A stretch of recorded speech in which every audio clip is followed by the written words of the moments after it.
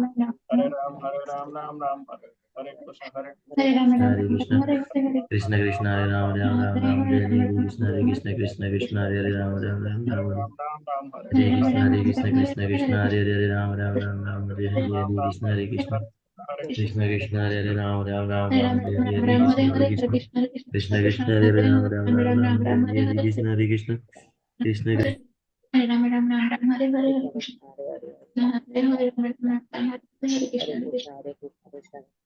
हरे राम राम राम हरे हरे हरे कृष्ण कृष्ण कृष्ण हरे राम राम हरे कृष्ण हरे हरे राम राम हरे हरे कृष्ण।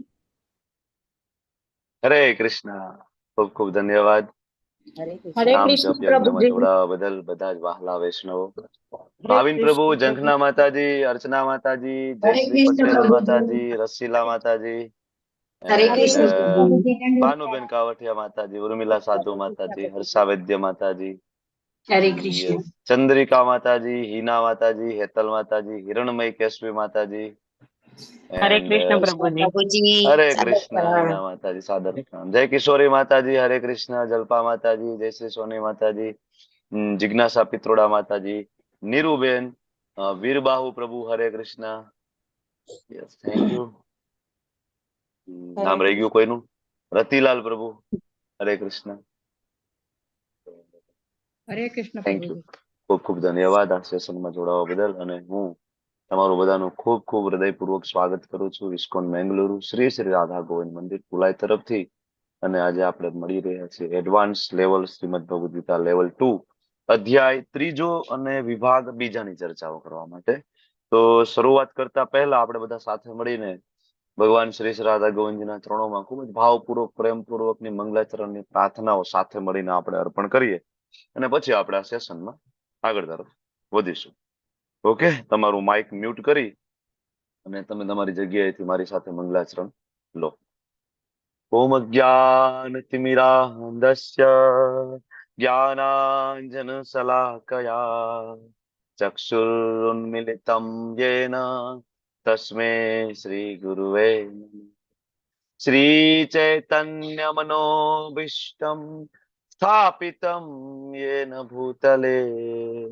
स्वयं रूप कदा मह्यं ददाति स्वपदान्तिकम् वन्देऽहं श्रीगुरो श्रीयुतापदकमलं श्रीगुरुन् वैष्णवांश्च श्रीरूपं साग्रजातं सहगण रघुनाथान्वितं तं सजीवम् साद्वैतं सावधूतं परिजनसहितं कृष्ण चैतन्य देवं श्रीराधा कृष्णपादान् सहगण ललिता श्रीविशाखान्वितांश्च हे कृष्णा करुणा सिंधु दीनबंधु जगतपते गोपेश गोपिका कांत राधा कांत नमस्तुते तप्त कांचन गौरांगी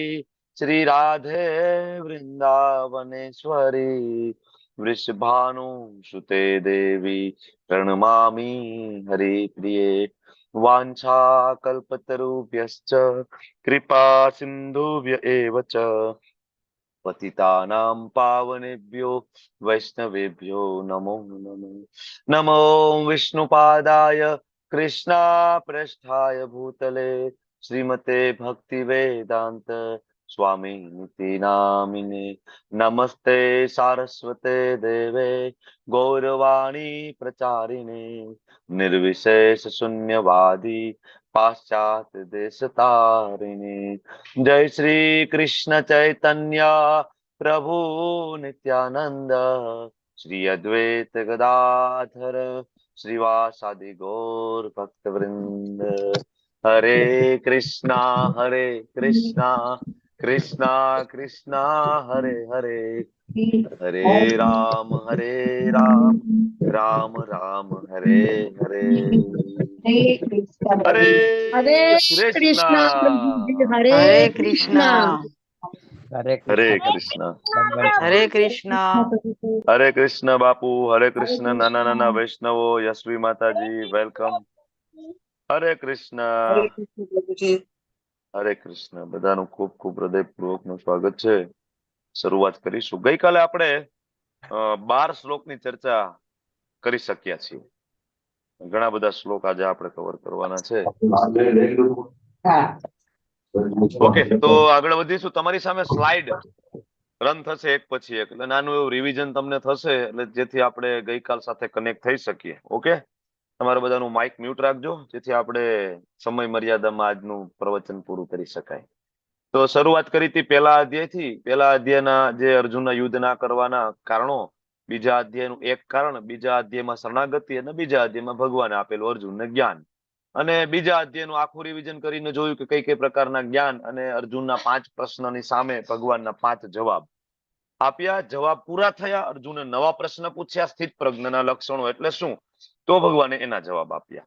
હવે બીજા અધ્યાયમાં બધું એક સાથે પીરસી દેવાના કારણે અર્જુનજી છે એ કન્ફ્યુઝ થયા, મૂંઝવણમાં મુકાયા કે ભગવાન, મારો મૂળ પ્રશ્ન એ છે કે હું ત્યાગ કરું, બધું છોડી દઉં, જંગલમાં જતો રહું, જ્ઞાન યોગમાં આગળ વધું, કે પછી કર્મ કરું, કર્મયોગમાં આગળ વધું, તમે જે કહો છો એ પ્રમાણે કરું, હનુમાનજી મહારાજ જેમ રામચંદ્રજીની સેવા અર્થે જે કાર્ય કરું એવી રીતના કરું. તો હું સમજી નથી શકતો એક્ઝેક્ટલી તમે શું કહેવા માંગો છો. બરાબર, કારણ કે પ્રભુ તમે મને આગળ બીજા અધ્યાયના 49મા શ્લોકમાં એમ સમજાવ્યું કે ભાઈ ખરાબ કર્મો છે દૂરથી ત્યાગ કરવા જોઈએ, દૂરેણ હિ અવરમ કર્મ. તો ભગવાન આ બધાનો વધ કરવો, ગુસ્સો કરવો, બરાબર, ના તો ખરાબ કર્મમાં જ આવે ઓબ્વિયસલી. અને તમે એમ કીધું કે બુદ્ધિ યોગનો ઉપયોગ કરવો. બુદ્ધિ યોગ એટલે જ્ઞાન, મતલબ મારે એક જગ્યાએ બેસીને વાંચવાનું છે, બરાબર, મારે આ કઈ કર્મ કરવાનું નથી. તો અર્જુનજી કન્ફ્યુઝ થાય છે કે પ્રભુ તમે આ સમજાવ્યું અને પછી છેલ્લે મને ફરીથી કીધું કે ઉભો થાને યુદ્ધ કર. તો એક્ઝેક્ટલી પ્રભુ મારે શું કરવાનું છે? તમારા જે ઉપદેશો છે મને કેવા લાગે છે? વ્યામિશ્રેણ મિશ્ર, દ્વિઅર્થી લાગે છે. તો મને એક કહો, તદ એકમ વદ, મને એક રસ્તો કહો પ્રભુ કે જેથી એ રસ્તા ઉપર હું ચાલી શકું. ત્યાગ કે કર્મ, જ્ઞાન યોગ, ભક્તિ યોગ. તો આપણે નિષ્કામ કર્મ યોગની ભગવાન ચર્ચા કરે છે 3જા શ્લોક થી લઈને 9મા શ્લોક સુધી. અને ભગવાન કહે છે કે અર્જુન, 2 રસ્તા મેં તને કીધા છે, જ્ઞાન યોગ વાળો અને ભક્તિ યોગ વાળો. શ્રેષ્ઠ રસ્તો કયો છે? તો કે ભક્તિ યોગ વાળો. તો આપણે સમજવાની કોશિશ કરીએ એક સરસ મજાના ટેબલમાં કે એક બાજુ જ્ઞાન યોગી એટલે કે ત્યાગ વાળા લોકો છે, બરાબર, અને એક બાજુ બુદ્ધિયોગ એટલે કે ભક્તિ યોગ વાળા એટલે કે કર્મયોગ વાળા લોકો છે. એક બાજુ જ્ઞાન યોગ વાળા, ત્યાગ વાળા એટલે કે સાંખ્ય યોગ વાળા છે, બરાબર. તો બેનો તફાવત આપણે જોયો. મુખ્ય જે 4 તફાવત આપણે સમજી લઈએ ને તો આપણને ખબર પડી જાય કે રસ્તો કયો વધારે બેટર છે. તો એ રસ્તો આપણે જોયો. સેમ વસ્તુ પ્રભુપાદ તાત્પર્યમાં આપેલું છે, એનો જ આ ચાર્ટ આપણે બનાવ્યો છે. ઓકે, ગઈકાલે આ સમજ્યું. અને ભગવાને કીધું કે કર્મ તો કરવું પડશે અર્જુન, કર્મ કર્યા વગર છૂટકો નથી, એક ક્ષણ વગર પણ કર્મ કર્યા વગર રહી શકાતું નથી. આ બધી ચર્ચા કરી, બરાબર. તો કાં તો પોતાના માટે કર્મ કર્યા, કાં ભગવાનની પ્રસન્નતા માટે કર્મ કર્યા. આપણી પાસે ઓપ્શન 2 છે, બરાબર. ખોટી રીતનો જે ત્યાગ છે અર્જુન, તો ઢોંગી બની જઈશ. તો ઢોંગી છે, મનમાં તો ઈચ્છાઓ હોય અને બહારથી કંટ્રોલ કરવાનું નાટક કરે, પણ જ્યારે મોકો મળી જાય ને તો ખોટું કામ કરી લે અને પછી અંદર ગિલ્ટી ના હોય. તમે જો ઘણા બધા એવા પાખંડી લોકો છે કે બહારથી બહુ સારા લાગે, સારા સારા પ્રવચનો આપતા હોય, પણ જ્યારે એનો મોકો મળી જાય તો એ વસ્તુ ખરાબ કામ કરી લે અને ખરાબ કામને છુપાવવા માટે ગમે તે હદ સુધી જઈ શકે. જો કેવા કેટલાય પાખંડી બાબાઓ ભારતમાં થયા છે જે આજે જેલમાં છે, તમને ખ્યાલ છે. તો આ બધા ઢોંગી છે કે એને મોકો મળે એટલે બધું કરી લેશે. એ દારૂ પી લેશે, જુગાર રમી લેશે, વ્યભિચાર કરી લેશે, બધું બહારથી સારું દેખાડશે. તો ભગવાન કે આવા ઢોંગી બનવાનો કોઈ મતલબ નથી. એના કરતા અર્જુન 7મા શ્લોકમાં ભગવાન કહ્યું ગૃહસ્થાશ્રમમાં રહો અને ઇન્દ્રિયોને કંટ્રોલ કરવાની કોશિશ કરો અને કર્મયોગને એવી રીતના કરો કે જેમાં કર્મના ફળ પ્રત્યે તમારું એટેચમેન્ટ ના હોય, અનાસક્ત થઈને. આ વધારે બેટર છે. આ સમજીએ આપણે, બરાબર. તો ઢોંગી અને વર્સિસ જે વર્ણાશ્રમ ધર્મ ભગવાને આપ્યો એની આપણે ગઈકાલે ચર્ચા કરી. અને પછી આપણે એક બેસ્ટ એક્ઝામ્પલ જે આપણને આપ્યું છે આપણી આચાર્ય પરંપરામાં, ગૃહસ્થાશ્રમમાં રહીને બધું કાર્ય કરતા કરતા પણ ભગવાનને પ્રાપ્ત કર્યા એવા સચ્ચિદાનંદ ભક્તિનો ઠાકુર મહાશયના શરણે આપણે ગયા, બરાબર, અને જોયું કે ભાઈ નિયત કર્તવ્ય કર્મ તો કરવું પડશે. ઓકે, તો એના પછી જોયું કે ભાઈ કર્તવ્ય કર્મ કરવું પડશે, તો કર્મ કેવી રીતના કરવાનું? તો ભગવાને 9મા શ્લોકમાં કીધું કે યજ્ઞ અર્થાત, કોની પ્રીત્યાર્થે કર્મ કરીશું? સેન્ટરમાં કોને મૂકીશું? તો કે યજ્ઞ. યજ્ઞ પુરુષ એટલે કોણ? સાક્ષાત ભગવાન વિષ્ણુનું નામ છે યજ્ઞ. બરાબર, ભગવાનના જે અવતારો છે એમાં એક ભગવાનનું નામ છે યજ્ઞ. તો જે કઈ કર્મ થાય કોની પ્રસન્નતા માટે? યજ્ઞ માટે. આના સિવાયના બધા જ કર્મ છે એનું બંધન થાય છે. એકદમ ક્લિયર કટ શ્લોક છે દૂધ જેવો, કે કૃષ્ણ પ્રીત્યાર્થે જો કર્મ તમે નહીં કરો અને જો તમારા કામના સેન્ટરમાં કૃષ્ણની પ્રસન્નતા નથી તો એ બધા જ કર્મનું બંધન, સારું હોય કે ખરાબ હોય, બંને તમારે ભોગવવાનું છે. બરાબર.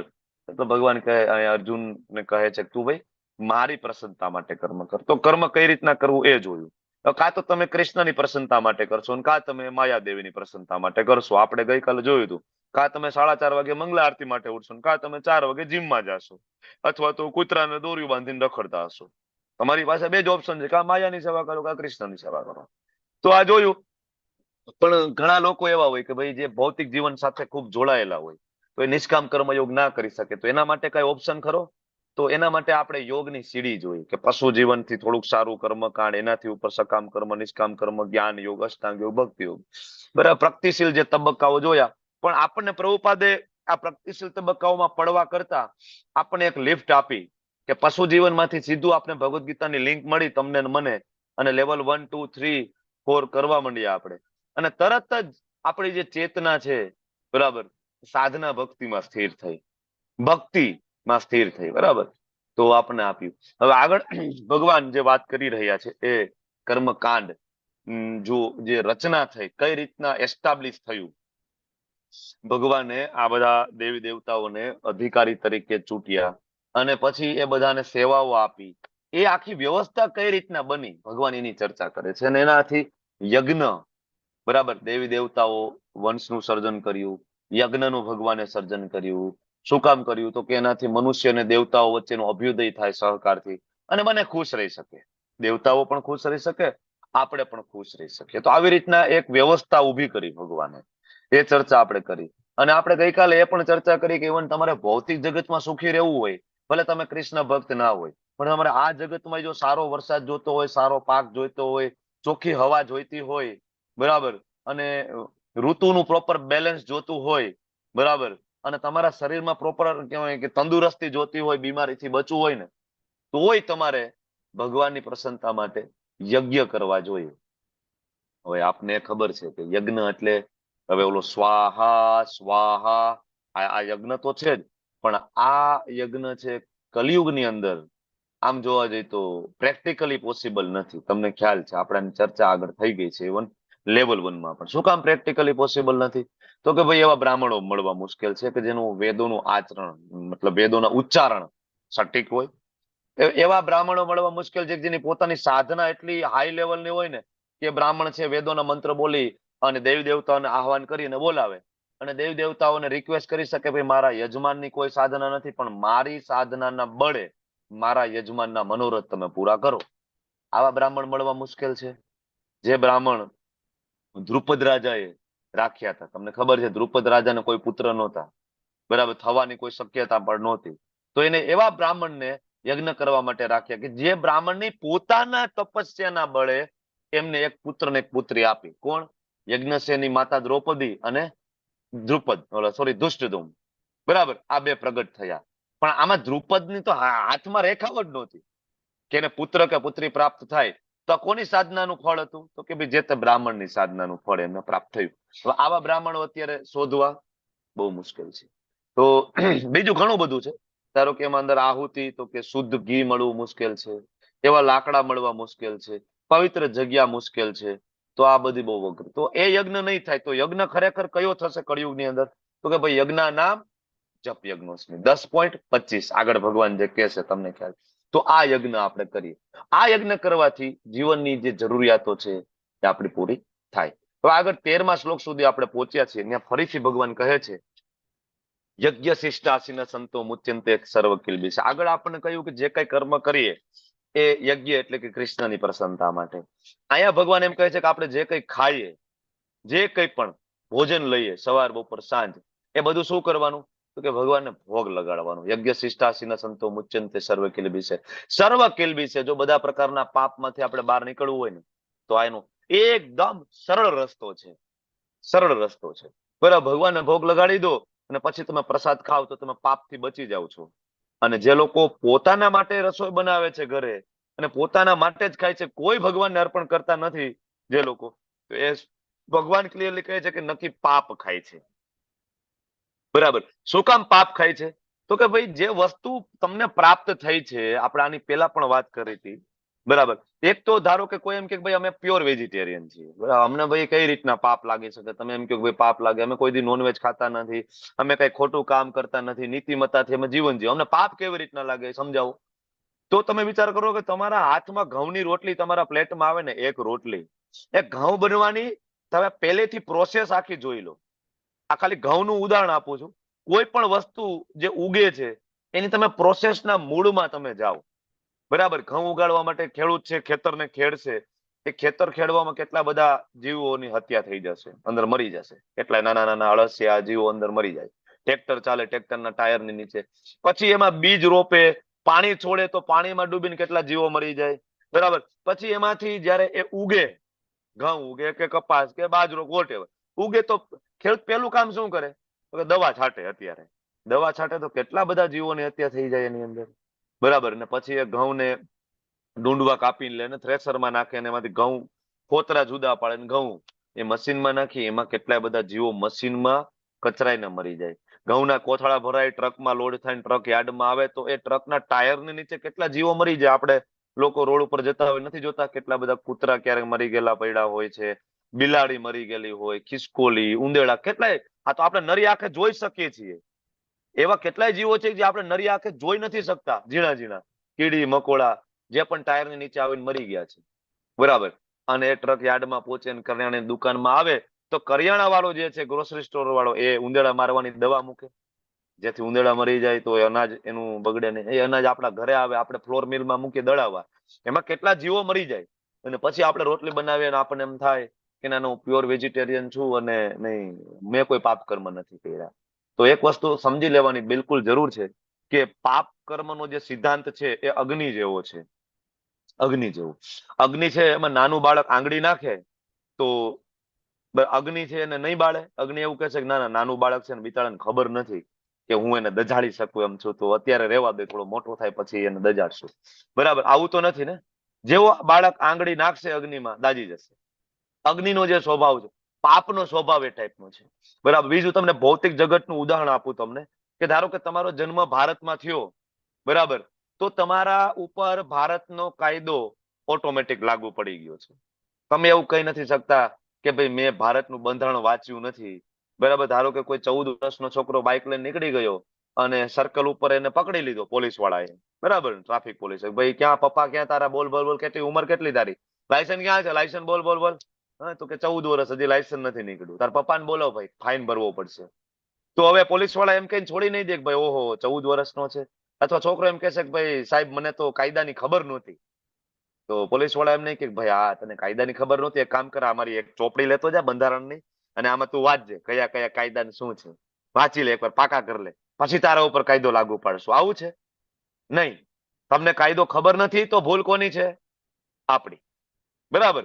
અહીંથી ઘણા બધા મારા માતાજીઓ, પ્રભુજી અત્યારે વિદેશમાં છે, અમેરિકામાં છે, કોઈ લંડનમાં છે, કોઈ કેનેડામાં છે. બરાબર.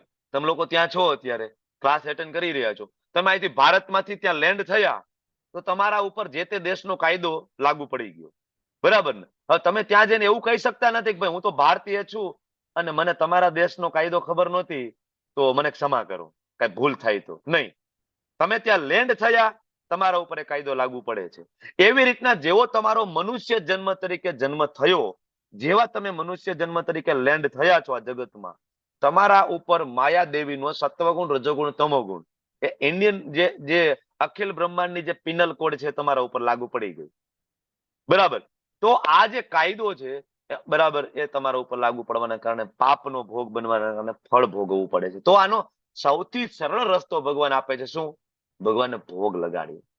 ઘણા બધાને એમ થાય કે ભાઈ ભોગ લગાડીએ, બરાબર, ભગવાન કઈ ખાતા તો નથી. એક વાટકી દાળ મૂકી હતી, એક વાટકી ભાત મૂક્યા હતા, 2 રોટલી મૂકી હતી, થોડુંક શાક. ભગવાન એ ખાતા જ નથી. 2 રોટલી એમને જ છે, દાળ એમને, શાક કઈ ઓછું નથી. ઘણા આવી રીતના કહેતા હોય. બરાબર. તો તમે એમ કહો છો ભગવાન જમે છે, ભગવાન જમે છે, પણ આ તો કેવી વસ્તુ છે આખી. બરાબર. ધારો કે દિવાળી છે, તમે મારે ત્યાં આવ્યા હોય, બરાબર, મને એક ડબ્બો, સ્ટીલનો ડબ્બો લાવ્યા હોય, એમાં તમે મીઠાઈ મારા માટે લાવ્યા હોય, હું અંદર એ ડબ્બો લઈ લઉં, મીઠાઈ કાઢું, પછી ઓબ્વિયસલી એક્સચેન્જમાં હું તમને કંઈક મારા ત્યાંથી આપું, બરાબર, મારી પાસે જે કંઈ સારું બન્યું હોય એમાં નાખીને હું તમને આપું. હવે બહારની વ્યક્તિ જોવે તો એને શું લાગે કે આ માતાજી ગયા હતા, પ્રભુજીને એક સ્ટીલનો ડબ્બો આપ્યો, પ્રભુજીએ લઈ લીધો ને એ ડબ્બો પાછો, બરાબર, પ્રભુજીએ માતાજીને આપી દીધો.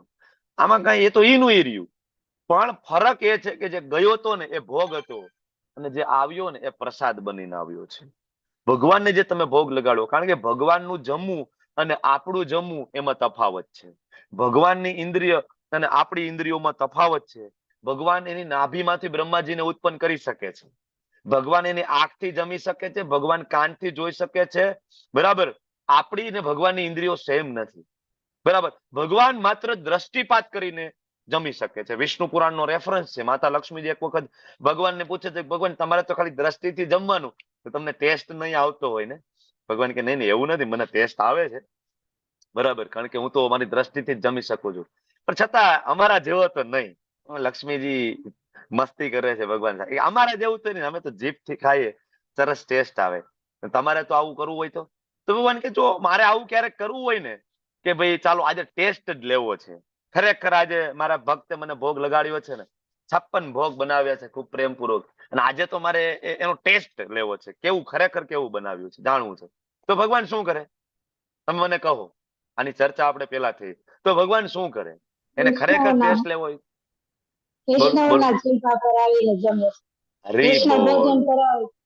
હરી બોલ. તો ભગવાન એમ કહે છે ખરેખર મારે ટેસ્ટ લેવો હોય ને તો મારા પરમ ભક્ત વૈષ્ણવની જીહવા ઉપર બિરાજમાન થઈ જાઉં છું, અને એ મારો પરમ ભક્ત વૈષ્ણવ જે કઈ જમે છે ને એ બધી વસ્તુનો ટેસ્ટ કરું છું. વૈષ્ણવ ભોજનનું આ મહત્વ છે. શાસ્ત્રના હું તમને વિષ્ણુ પુરાણનો રેફરન્સ આપું છું. તો ભોગ લગાડવો જોઈએ, બરાબર, બહુ જ જરૂરી વસ્તુ છે, બરાબર. આપણે લેવલ 1 માં પણ આપણે આ પ્રેક્ટિકલ જોયા છે. તમને મેં બધાને કહ્યું હતું કે આ પ્રેક્ટિકલ કરજો, જોબ કરવાનું, ભોગ લગાડવાનું, બે વસ્તુ બહુ ઇમ્પોર્ટન્ટ પ્રેક્ટિકલ છે. અને પ્રસાદના જે પરિણામો છે, તમે આજે પણ તમે જુઓ ને કે તમે ઘરમાં રસોઈ બનાવો અને તમે ભગવાનના મંદિરમાં જઈને ખીચડી ખાઓ, સેમ ખીચડી તમે ઘરે બનાવો ટેસ્ટ નથી આવતો, આવે છે. સેમ ખીચડી તમે ઇસ્કોનના મંદિરે ખાઓ અને સેમ ખીચડી તમે ઘરે, આપણે તો ઠીક છે ઘરે ભોગ લગાડીએ છીએ એટલે ઓલમોસ્ટ ટેસ્ટ સેમ છે, પણ જે લોકો ભૌતિક લોકો એ જ ખીચડી ઘરે બનાવીને જોવે એ ટેસ્ટ નથી મળતો, બરાબર. સેમ વસ્તુ છે છતાંય, શું કામ? કારણ કે એમાં ભગવાનના આશીર્વાદ છે. આપણે પ્રભુપાદ અમેરિકા ગયા, બરાબર, આ ઇસ્કોન નું જે પાયો છે, મુવમેન્ટની શરૂઆત છે રસગુલ્લાથી થઈ, ગુલાબજાંબુથી થઈ, પ્રસાદના કારણે જો આજે કેટલું મોટું સંગઠન છે આપણું આખા વિશ્વમાં. પ્રભુપાદ એવા ભક્તો આપ્યા છે શુદ્ધ, બરાબર, પરમ વૈષ્ણવો આપ્યા છે. આનો પાયો શું છે? પ્રસાદ.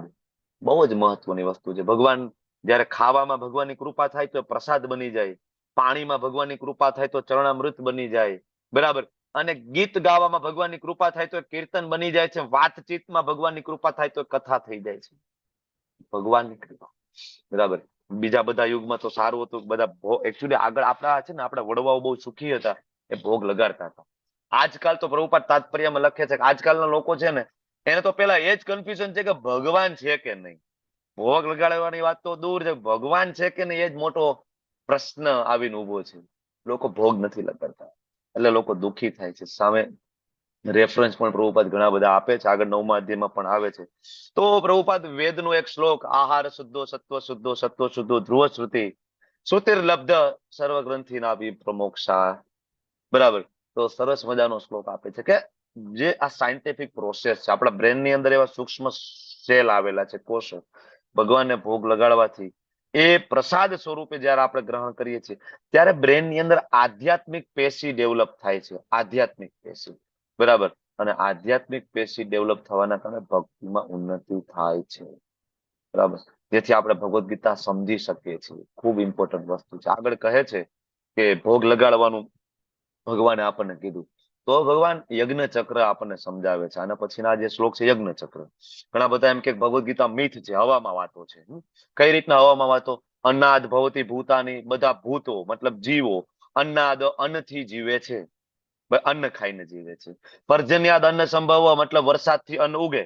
ખોટું છે કઈ? વરસાદ વગર અન્ન ઉગી શકે છે? ખોટું છે. ભગવદ્ ગીતા એમ કે છે કે વરસાદથી અન્ન ઉગે, બરાબર, રાહ જોઈએ છે ને આપણે, ખેડૂતોને ખબર છે ને વરસાદનું શું મહત્વ છે. બરાબર, તો વરસાદથી યજ્ઞાત ભવતી યજ્ઞાત ભવતી પર્જન્યુ, યજ્ઞ કરવાથી વરસાદ થાય, આ સમજવામાં આપણી બુદ્ધિ ટૂંકી પડે. પણ છતાંય તમે જુઓ કે જ્યારે જ્યાં દુકાળ પડ્યા છે ત્યાં હરિનામ કીર્તન બેસાડે છે, શ્રીરામ જય જય રામની ધૂન બેસાડવામાં આવે છે. અને કોઈ જો શુદ્ધ ભક્ત દ્વારા ધૂન થઈ હોય ને, વરસાદ પડે છે. બરાબર, પ્રભુપાદે પણ એક વખત અલ્હાબાદમાં બેઠા બેઠા કીર્તન કર્યું હતું અને એક જગ્યાએ દુષ્કાળ પડ્યો હતો તો ત્યાં વરસાદ થયો હતો. પ્રભુપાદના શિષ્ય પરમ પૂજ્ય તમાલ કૃષ્ણ ગોસ્વામી મહારાજ બરાબર લગભગ ફીજી ગયા હતા એક વખત, ફીજી, યસ, બરાબર. તો ત્યાં પણ બધાએ રિક્વેસ્ટ કરી હતી કે તમારા ગુરુ મહારાજે એવું કીર્તન કર્યું હતું ને વરસાદ થયો હતો. તો પરમ પૂજ્ય તમાલ કૃષ્ણ ગોસ્વામી મહારાજે 3 દિવસ યજ્ઞ કર્યો હતો. કયો? હરિનામ યજ્ઞ. અને એ ત્રીજા દિવસે 3-4 વર્ષથી ત્યાં વરસાદ નહોતો પડ્યો ફીજીમાં. 3 દિવસ હરિનામ યજ્ઞ કર્યો અને ચોથા દિવસે વરસાદ પડ્યો, બધા ખુશ થઈ ગયા. તો યજ્ઞ કરવાથી વરસાદ થાય છે. અને યજ્ઞ ધર્મ સમુદ્ભવ, નિયત કર્મો કરવાથી થાય છે. તો ઘણા બધા એમ કે ભાઈ ભગવદ ગીતા મિથ છે. આમાં શું મિથ છે? બીજું, આ શ્લોકમાં આપણને ભગવાન બહુ જ ક્લિયરલી કહે છે કે વેજીટેરિયન બનો, પ્યોર વેજ. બરાબર, આ શ્લોક તમે જો અન્નાદ ભવતી ભૂતાની, બરાબર, તો ભાઈ બધા જીવો અન્ન ખાય. પણ તમને એમ થાય કાંઈ તો બધા જીવોનું લખ્યું છે, ખરેખર આ મનુષ્ય માટે છે. કારણ કે યજ્ઞ કોણ કરી શકે? મનુષ્ય કરી શકે. આ શ્લોક કોના માટે? યજ્ઞ ચક્ર કોને પૂરું કરવાનું છે? મનુષ્યોએ. સિંહ યજ્ઞ ચક્ર ની કઈ મતલબ નથી, બરાબર. પશુએ યજ્ઞ ચક્ર નું પાલન નો મતલબ નથી, કારણ કે ભોગ્યોની છે. યજ્ઞ ચક્ર નું પાલન આપણે કરવાનું છે. તો આ શ્લોક પર્ટિક્યુલર કોના માટે છે? અન્નાદ ભવતી ભૂતાની મતલબ મનુષ્ય. અને મનુષ્ય શેનાથી જીવે છે? ભગવાન કહે છે કે દેહધારી પ્રાણીઓ અન્ન ખાઈને. અહીંયા ક્યાંય નથી લખ્યું કે માંસાદ ભવતી ભૂતાની, માંસ ખાઈને જીવે છે, નથી લખ્યું. અન્ન ખાઈને જીવે છે. અને અન્ન વર્ષાથી. એકદમ ક્લિયર કટ શ્લોક છે કે આમાં વેજીટેરિયન બનવાની ભગવાન આપણે ભલામણ કરે છે. હવે આ જ યજ્ઞ ચક્રનો આગળનો જે ભાગ છે, બરાબર, એ ભગવાન આપણને આગળના 15મા શ્લોકમાં કહે છે કે જે યજ્ઞ, જે કર્મના નિયત કર્મો કરવાથી યજ્ઞ થાય, પણ નિયત જે કર્તવ્ય કર્મો કોણ આપણને શીખલાવે? તો કે કર્મ બ્રહ્મોદ્ભવમ વિદ્ધિ. કર્મનો ઉલ્લેખ, બ્રહ્મ એટલે વેદ, વેદમાં થયો છે. વેદમાં લખ્યું છે આ કર્મ આવી રીતના કરવા જોઈએ. અચ્છા, વેદો ક્યાંથી આવ્યા? તો કે વેદો સ્વયં ભગવાન દ્વારા આવ્યા છે. વેદેશ સર્વેર અહમ એવ વેદ્યો વેદાંતકૃત વેદવિત એવ ચ અહમ. 15.15 ભગવાને કીધું કે વેદાંત અને વેદનું સંકલન કરતા હું પોતે. શ્રીમદ ભાગવતમ સ્કંદ 1 અધ્યાય 1 શ્લોક 1.1.1, ત્યાં પણ ભગવાન કહે છે તેને બ્રહ્મ હૃદય આદિ કવયે, બ્રહ્માજીના હૃદયમાં મેં વેદોનું જ્ઞાન આપ્યું છે. બરાબર, તો વેદો ક્યાંથી આવ્યા? ભગવાન પાસેથી. તો આખી તમે ચેન જુઓ, ભગવાન પાસેથી વેદો આવ્યા, વેદોમાંથી નિયત કર્તવ્ય કર્મનું આપણે ગાઈડન્સ મળ્યું, એના દ્વારા આપણે યજ્ઞ કર્યા, યજ્ઞ કરવાથી દેવતાઓ પ્રસન્ન થયા, દેવતાઓ પ્રસન્ન થયા તો વરસાદ થયો, વરસાદ થયો તો અનાજ મળ્યું, અને અનાજ મળ્યું તો આપણે ખાવાનું મળ્યું. બરાબર, તો હવે આખી સાયકલ આપણે પૂરી કરવી પડે.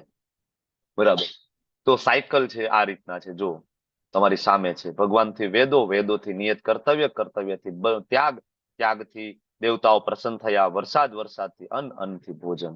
અને એ ભોજન જો ફરીથી ભગવાનને આપણે ઓફર નથી કરતા તો પાપ જ ખાઈએ છીએ. શું ખાઈએ છીએ? પાપ ખાઈએ છીએ. અને આને ચોર કીધા છે, ચોર. હવે તમને ભૌતિક જગતનું ઉદાહરણ તમને સમજાવું કે જો ભૌતિક જગતમાં સેમ સિસ્ટમ છે. ઉપર પ્રાઇમ મિનિસ્ટર હોય તો પ્રાઇમ મિનિસ્ટર હોય, પ્રેસિડેન્ટ હોય, એનાથી એક રાજ્યને, એક સિટીને, એક શહેરને, એક તાલુકાને એક વ્યવસ્થા પ્રોવાઈડ કરવામાં આવે. બરાબર, તો એની આખી એક ચેઇન ચાલુ થાય કે પ્રાઇમ મિનિસ્ટરની નીચે કેબિનેટ મિનિસ્ટરો હોય, બરાબર, કેબિનેટ મિનિસ્ટરોની અંદર બીજા મિનિસ્ટરો હોય, એની નીચે રાજ્યના ચીફ મિનિસ્ટર હોય, બરાબર, પછી એના જે પ્રધાન હોય, પછી મંત્રીઓ હોય, બરાબર, એની નીચે સંસદ સભ્ય હોય, ધારાસભ્ય હોય, અને ધારાસભ્ય હોય એની નીચે સરપંચ હોય. અને એ ઉપરથી ગ્રાન્ટ છે એ આપવામાં આવે, સેન્કશન ઉપરથી ગ્રાન્ટ સેન્કશન થાય. અને ગ્રાન્ટ છે એ તિજોરીમાંથી સેન્કશન થાય, જે દેશની જે તિજોરી હોય સેન્કશન થાય. એ ગ્રાન્ટ ત્યાંથી પાસ થતી થતી સરપંચ પાસે આવે, સરપંચ છે ગ્રાન્ટ વાપરે અને જે તે ગામને વ્યવસ્થા પૂરી પાડે, સારા રોડ રસ્તા આપે, હોસ્પિટલ બનાવી દે, વોટ એવર, જે કઈ લોકોની જે જરૂરિયાતો છે પૂરી કરવા માટે મદદ કરે. જે એને વીજળી જોતી હોય તો વીજળી આપે, બંધ બનાવી દે, પાણીની વ્યવસ્થા કરે. અને આ વસ્તુનો ઉપયોગ કરીને લોકો પોતાનું જીવન જીવે. બરાબર, પોતે વીજળીનો ઉપયોગ કરીને જીવન જીવી શકે, પાણીથી અનાજ ઉગાવી શકે, આ વ્યવસ્થા. તો હવે આ વ્યવસ્થા આખી થઈ. હવે આપણે એમ સમજી લઈએ કે આ મારા કારણે છે ને છેલ્લે આપણે શું કરવું પડે? આના રિટર્નમાં આપણે શું કરીએ છીએ? ભૌતિક જગતમાં ટેક્સ ભરીએ છીએ, રાઈટ? ગવર્મેન્ટને ટેક્સ ભરીએ છીએ ને. હવે જયારે આપણે ટેક્સ નથી ભરતા તો તમને બધાને ખ્યાલ છે, આપણે જયારે આમ બરાબર ઇન્કમ ટેક્સ ફાઇલ નથી કરતા તો અમુક ઇન્કમ પછી જયારે ગવર્મેન્ટ ખબર પડે તો શું કરે છે? તરત ઈડી ને દરોડા પડે કે નહીં? તરત તમને લોકઅપમાં નાખે છે કે નહીં? કેમ ટેક્સ નથી ભર્યો? તમે ચોર છો, બરાબર ને? તમે ચોર છો. તો જો ભૌતિક જગતમાં કદાચ હજી તમને આ સિસ્ટમ તો કેવી છે? માણસોની સિસ્ટમ છે. એટલે આમાં તો હજી ક્યાંક લૂપ હોલ્સ હોય, ક્યાંક તમને અસંતોષ હોય, પણ આ તો ભગવાનની સિસ્ટમ છે. તમે આ જે સેમ સિસ્ટમ સામે જોઈ રહ્યા છો ને, યજ્ઞ ચક્ર, આ તો ભગવાને બનાવેલી સિસ્ટમ છે. તો આમાં આપણે ટેક્સ ભરવો એટલે શું છે? ઓલામાં તો ટેક્સ ભરવો એટલે તમારા કમાયેલા પૈસા આપી દેવાના છે. આમાં તો ખાલી ભગવાનને જો ઓફર કરવાનું છે. કાંઈ ના કરી શકો, ખાલી ભગવાનને ઓફર કરો, બરાબર? ભગવાન છે દ્રષ્ટિપાત કરીને એમાંથી તમારા બધા પાપ કર્મો લઈ લે છે. તો આ એવમ પ્રવર્તિતમ ચક્રમ, બરાબર, 16મા શ્લોકની અંદર કહે છે કે આ જે યજ્ઞ ચક્ર છે આનું આપણે પાલન કરવું જોઈએ, બરાબર? ઘણા બધા એમ કે વેદો છે ભગવાનમાંથી કેવી રીતના આવ્યા? એકચ્યુઅલી વેદો છે ભગવાનના શ્વાસમાંથી પ્રગટ થયા છે. તો કોઈ મૂર્ખા લોકો છે તર્ક કરી શકે શ્વાસમાંથી વેદો કેવી રીતના છે? અરે ગર્ભોદક્ષ વિષ્ણુના નાભીમાંથી બ્રહ્માજી ઉત્પન્ન થાય તો શ્વાસમાંથી? મહાવિષ્ણુના એક શ્વાસ બહાર કાઢવાથી દરેક રોમકૂપોમાંથી અનંત બ્રહ્માંડોનું સર્જન થાય તો વેદનું સર્જન ના થાય, બરાબર? એ કઈ મોટી વાત છે ભગવાન માટે, બરાબર? તો આવા લોકો હોય તર્ક કરવાવાળા. તો આ જે યજ્ઞ ચક્રનું પાલન આપણે કરવું જોઈએ, બરાબર? અને યજ્ઞ ચક્રનું જો પાલન આપણે નથી કરતા તો ભગવાન કહે છે કે ઇન્દ્રિય તૃપ્તિ માટે જીવિત નિરર્થક એનું જીવન છે, કોઈ મતલબ નથી, કોઈ મતલબ નથી. એટલે આ શ્લોકમાં ભગવાન ફરીથી ક્લિયરલી સમજાવે છે કે યજ્ઞ ચક્રનું પાલન ન કરીએ તો કેવું જીવન જીવીએ છીએ? પાપમય જીવન, અને એનું ફળ ભોગવવું પડે છે, સારું ખરાબ બંને ફળ. એટલે જે વ્યક્તિ ભગવાનને ઓફર નથી કરતા, આજકાલ લગભગ દુનિયામાં 99% લોકો છે ભગવાનને ઓફર કરતા નથી. આજકાલ લોકો છે એવી ફિલોસોફી, ભાઈ કઠોર પરિશ્રમ કરો, ખૂબ કમાવો અને મજા કરો. નહીં, કઠોર પરિશ્રમ કરો, ખૂબ કમાવો, બરાબર છે, પણ કોની કૃપાથી તમને મળે છે? તમે રો મટીરિયલ કોનું વાપર્યું છે? બીજું કઈ નહીં, તમને શરીર મળ્યું છે પંચમહાભૂતનું, કોને આપ્યું છે? તમારી ઈચ્છાથી મળ્યું છે તમને? નહીં. કઈ શક્તિ દ્વારા તમને શરીર પ્રાપ્ત થયું છે? બરાબર ને? તો એ જે શક્તિ છે, શક્તિના જે સોર્સ છે, જે શક્તિમાન છે, સેન્ટ્રલમાં હંમેશા રાખવા જોઈએ, બરાબર? નહીતર ચોર કહેવાય. ઓકે, આગળ. ઓકે, હવે 17 થી લઈને જે 35 શ્લોક છે એ ભગવાન અર્જુનને સમજાવે છે. હવે અત્યાર સુધી જો નિષ્કામ કર્મ યોગ ભગવાને એમને સમજાવ્યું. પેલા ભગવાને કર્મકાંડ સમજાવ્યો, કર્મકાંડ થી ભગવાનને નિષ્કામ કર્મ તરફ લઈ ગયા ભગવાન અર્જુને, અને નિષ્કામ કર્મ થી ભગવાન એને કૃષ્ણ ભાવનામૃત તરફ લઈ ગયા કે ભાઈ મારા માટે જ મને જ ઓફર કરો. આ બધી એક પછી એક સિક્વન્સ ચાલુ થઈ. અને હવે ભગવાન અર્જુનને કહે છે, અર્જુન એમ થાય કે ભગવાન પણ મારે તો કઈ ફળ નથી જોઈતું, મારે કઈ રિઝલ્ટ નથી જોઈતું, મારે રાજ્ય નથી જોઈતું, મારે કઈ શાસન કરવું નથી, તો હું શું કામ યુદ્ધ કરું? વાય? તો મારે કઈ યુદ્ધ કરવાની જરૂર છે? ત્યારે ભગવાન એને સમજાવશે કે અર્જુન, એક સારું ઉદાહરણ પૂરું પાડવા માટે તારે યુદ્ધ કરવું જોઈએ. તો ભગવાન એને શ્લોક નંબર 17માં કહે છે, બરાબર, જો કોને કર્મ ના કરવું પડે. અર્જુન એમ કીધું ને કે મારે કોઈ કર્મ કરવું નથી, હું જંગલમાં જતો રહું. તો ભગવાન અર્જુનને સમજાવે કે અર્જુન કોને કર્મ ના કરવું પડે?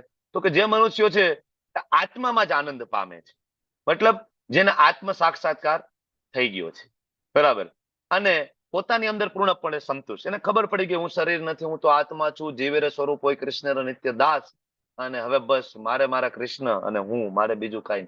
તો આ જે સ્થિતિ છે એને શું કહેવાય? સ્વરૂપ સિદ્ધ અવસ્થા. સ્વરૂપ સિદ્ધ અવસ્થા પ્રભુપાદ સમજાવે છે. તો આ સ્વરૂપ સિદ્ધ અવસ્થાને કોઈ વ્યક્તિ પામે તો એના માટે કોઈ કર્તવ્ય નથી, બરાબર? એના માટે કોઈ વેદોની આજ્ઞા પણ નથી. લાઈક નરસિંહ મહેતા, કોઈ કર્તવ્ય નથી. સ્વરૂપ સિદ્ધ અવસ્થા, સુદામા, સંત તુકારામ, ભક્ત બોડાણાજી, બરાબર, શ્રીલ પ્રભુપાદજી, આપણી આચાર્ય પરંપરા, પણ છતાં પણ જોવો કે આ લોકોએ કર્મ કર્યા છે, બરાબર ને? પ્રભુપાદ, એમની પરંપરા, એમના જે ગુરુ મહારાજ, એમની આચાર્ય પરંપરા, એમને કર્યા છે કર્મ. તો કોના માટે કર્મ નથી? અર્જુન એમ કે મારે કોઈ કર્મ નથી કરવું, મારે જતું રહેવું છે. તો ભગવાન કે છે અર્જુન, કર્મ ના કરવું બરાબર છે, પણ એ ખબર છે કોના માટે? સ્વરૂપ સિદ્ધ અવસ્થા જેને પ્રાપ્ત થઈ હોય ને એ કદાચ કોઈ કર્મ ના કરે ને તો ચાલે. તું અર્જુન રજોગુણમાં, તારો ક્ષત્રિય ધર્મ. એકચ્યુઅલી આ અર્જુનને નથી કહેતા, તમે સમજો, જ્યાં જ્યાં ભગવાન અર્જુનને કહે છે ને કે હે પાર્થ, બરાબર, ત્યારે સમજવું ભગવદ ગીતા વાંચવાની આ સરસ પદ્ધતિ છે. જયારે ભગવદ ગીતા ખોલો ને, જયારે એમ કહે ને હે કૌંતેય, હે પાર્થ, ત્યારે એવું સમજવું કે કૃષ્ણ છે એમ કે છે કે હે જીતેન્દ્રિય ગોપેશ દાસ, બરાબર, આપણને કહે છે. બરાબર, આ સમજવું. ભગવાન હંમેશા આપણી સાથે વાતો કરે છે. અને જયારે તમે આ રીતના વાંચશો ને કે ભગવાનને હું પ્રશ્ન પૂછું છું અને ભગવાન મને કહે છે, મારી સાથે ચર્ચા થાય છે, ત્યારે તમે છે સમજી જશો ભગવદ્ ગીતા ઇઝીલી. તો અહીંયા ભગવાન સમજાવે છે કે ભાઈ જો સ્વરૂપ સિદ્ધ અવસ્થા હોય ને એ બધું છોડીને જતા રહીએ, બરાબર, તો એ પરમહંસની એની સ્થિતિ છે, વસ્તુ જુદી છે. પણ અર્જુન, જ્યાં સુધી આ અવસ્થાને પ્રાપ્ત નથી થઈ ને ત્યાં સુધી વ્યક્તિએ કર્મ કરવું પડે છે. શરીર માટે, પરિવાર માટે એને કર્મ કરતા રહેવું પડે છે. ઓકે, 100%, 100% કૃષ્ણ ભાવનાપરાયણ મનુષ્ય હોય એને કોઈ કર્મ કરવાની જરૂર નથી. એને વૈદિક આજ્ઞાઓ પાળવાનું પણ કોઈ બંધન રહેતું નથી. પ્રભુપાદ તાત્પર્યમાં લખે છે. ઓકે, આગળ કહે છે હજી ભગવાન એ જ કે આત્મ સાક્ષાત્કારી જે પુરુષ હોય ને એને નિયત કર્તવ્ય કર્મો કરવાની ના તો જરૂર છે કે ના તો આવું કરવાનું એની પાસે કોઈ કારણ છે. એને આ કર્મ કરવાની જરૂર નથી. અને બીજું એની પાસે કોઈ કારણ, આપણી પાસે કારણ છે. આપણી પાસે પત્ની છે, બાળકો છે, આપણી ઈચ્છાઓ છે, એમની ઈચ્છાઓ છે, સમાજમાં રહેવું છે, બરાબર. તો આપણી બધી આ ઈચ્છાઓ છે, આપણી પાસે કારણ છે. પણ આત્મ સાક્ષાત્કારી મનુષ્ય પાસે આવા કર્મ કરવાનું કોઈ કારણ નથી, બરાબર. અને આ અન્ય જીવાત્મા ઉપર નિર્ભર રહેતા પણ નથી. જો એવું નથી કે આત્મ સાક્ષાત્કાર થઈ ગયો, ખબર પડી ગઈ ભગવાન કોણ છે, બરાબર, એટલે નીકળી ગયા, છોડો ઘર બાર, ચોલો હરિદ્વાર, અને પછી સમાજ ઉપર બોજો બની જાય. બરાબર, ખાવા પીવાનું કોને, તો કે હવે સમાજને કરવાનું. ભગવાન એની ના પાડે છે. જો શું કે છે કે આ અન્ય જીવાત્મા ઉપર નિર્ભર નથી રહેતું. આપણે લેવલ 1 માં ચર્ચા કરીએ છીએ 9મા અધ્યાયની અંદર, મહાત્મા નસ્તુ મામ પાર્થ દેવીમ પ્રકૃતિમાં આશ્રિત 9.13 શ્લોક. એની અંદર આપણે માધવેન્દ્રપુરીની કથા લઈએ છીએ. તમને લોકોને યાદ હશે, શ્રીપાદ માધવેન્દ્રપુરી, બરાબર. સ્વરૂપ સિદ્ધ અવસ્થા, વૃંદાવનમાં બેઠા છે, બરાબર. મધુકરી કરવા માટે નથી જતા, ભિક્ષા માંગવા.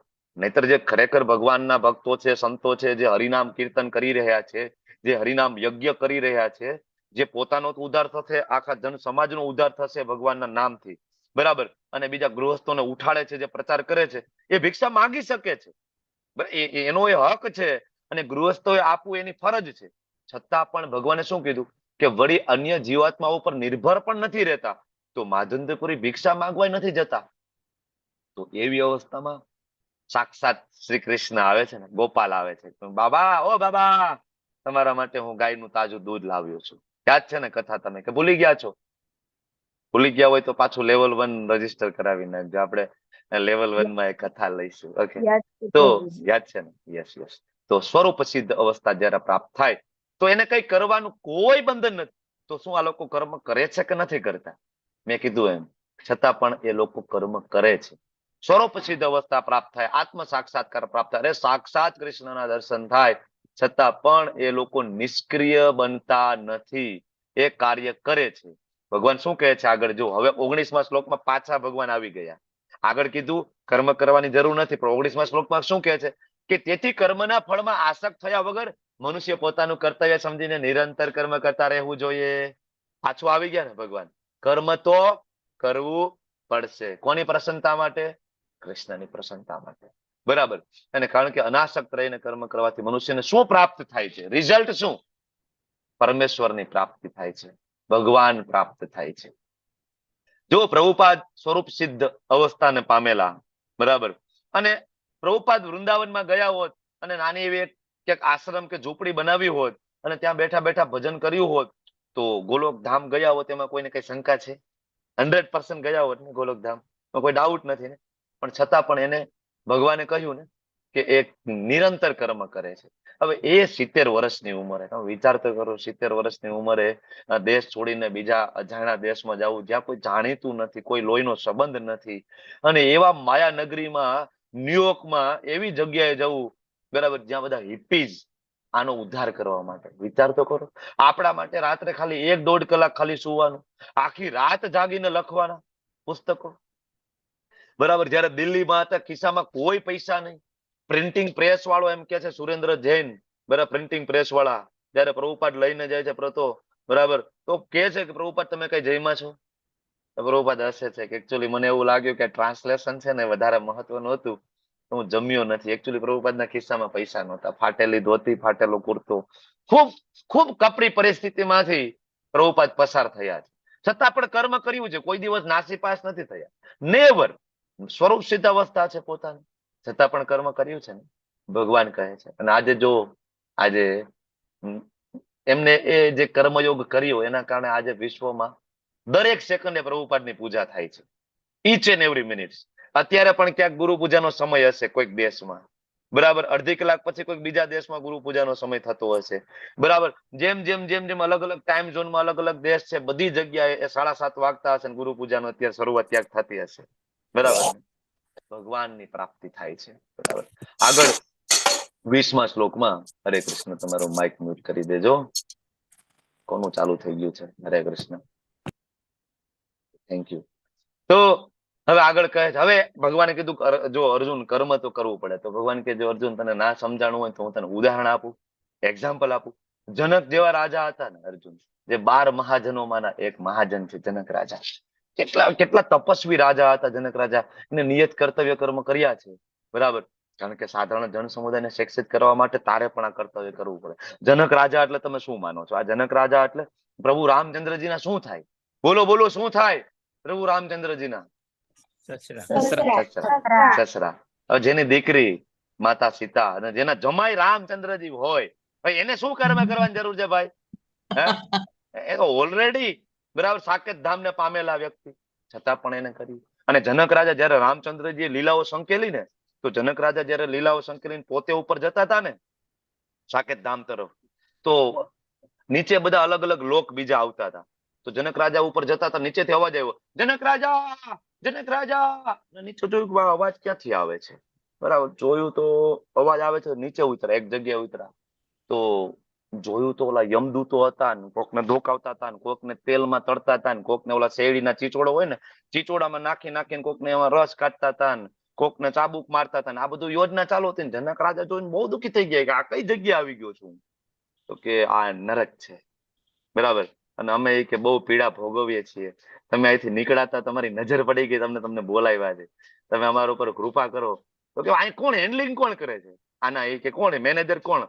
યમરાજ છે. એ કે બોલાવો, કે એ મહાજન, હું મહાજન. એ કે અમે વાતો કરશું બે. કારણ કે જનક રાજા 12 મહાજન અને યમરાજ છે 12 મહાજનમાં એક મહાજન. તો કે એની સાથે હું ચર્ચા કરું. તો બોલાવ્યો યમરાજ આવ્યા, કે બોલો બોલો. એ કે શું હતું? અહીંથી નીકળો તો આ નીચે બધા રાડો નાખતા હતા, તો આવ્યો કે આવી વ્યવસ્થા, કે તમે કે હરિનામ કરો, કે ભગવાનની લીલામાં ભાગ લ્યો, અને આ લોકોનું તમે રહેવા દો, આ બધાને હેરાન થવા દો. આ લોકો નથી આવ્યા લેવલ 1 માં 2 માં, બરોબર ધ્યાન નથી દીધું, માળા નથી કરી, આ બધા એને ચીચોડામાં નાખવાના છે, તેલમાં તળવાના છે, તમે કે આગળ હાલો. જનક રાજા કે પણ હવે એને બોલાવ્યા છે તો એ બધાએ કીધું છે કે એક વખત અમારા માટે રામનું નામ બોલો.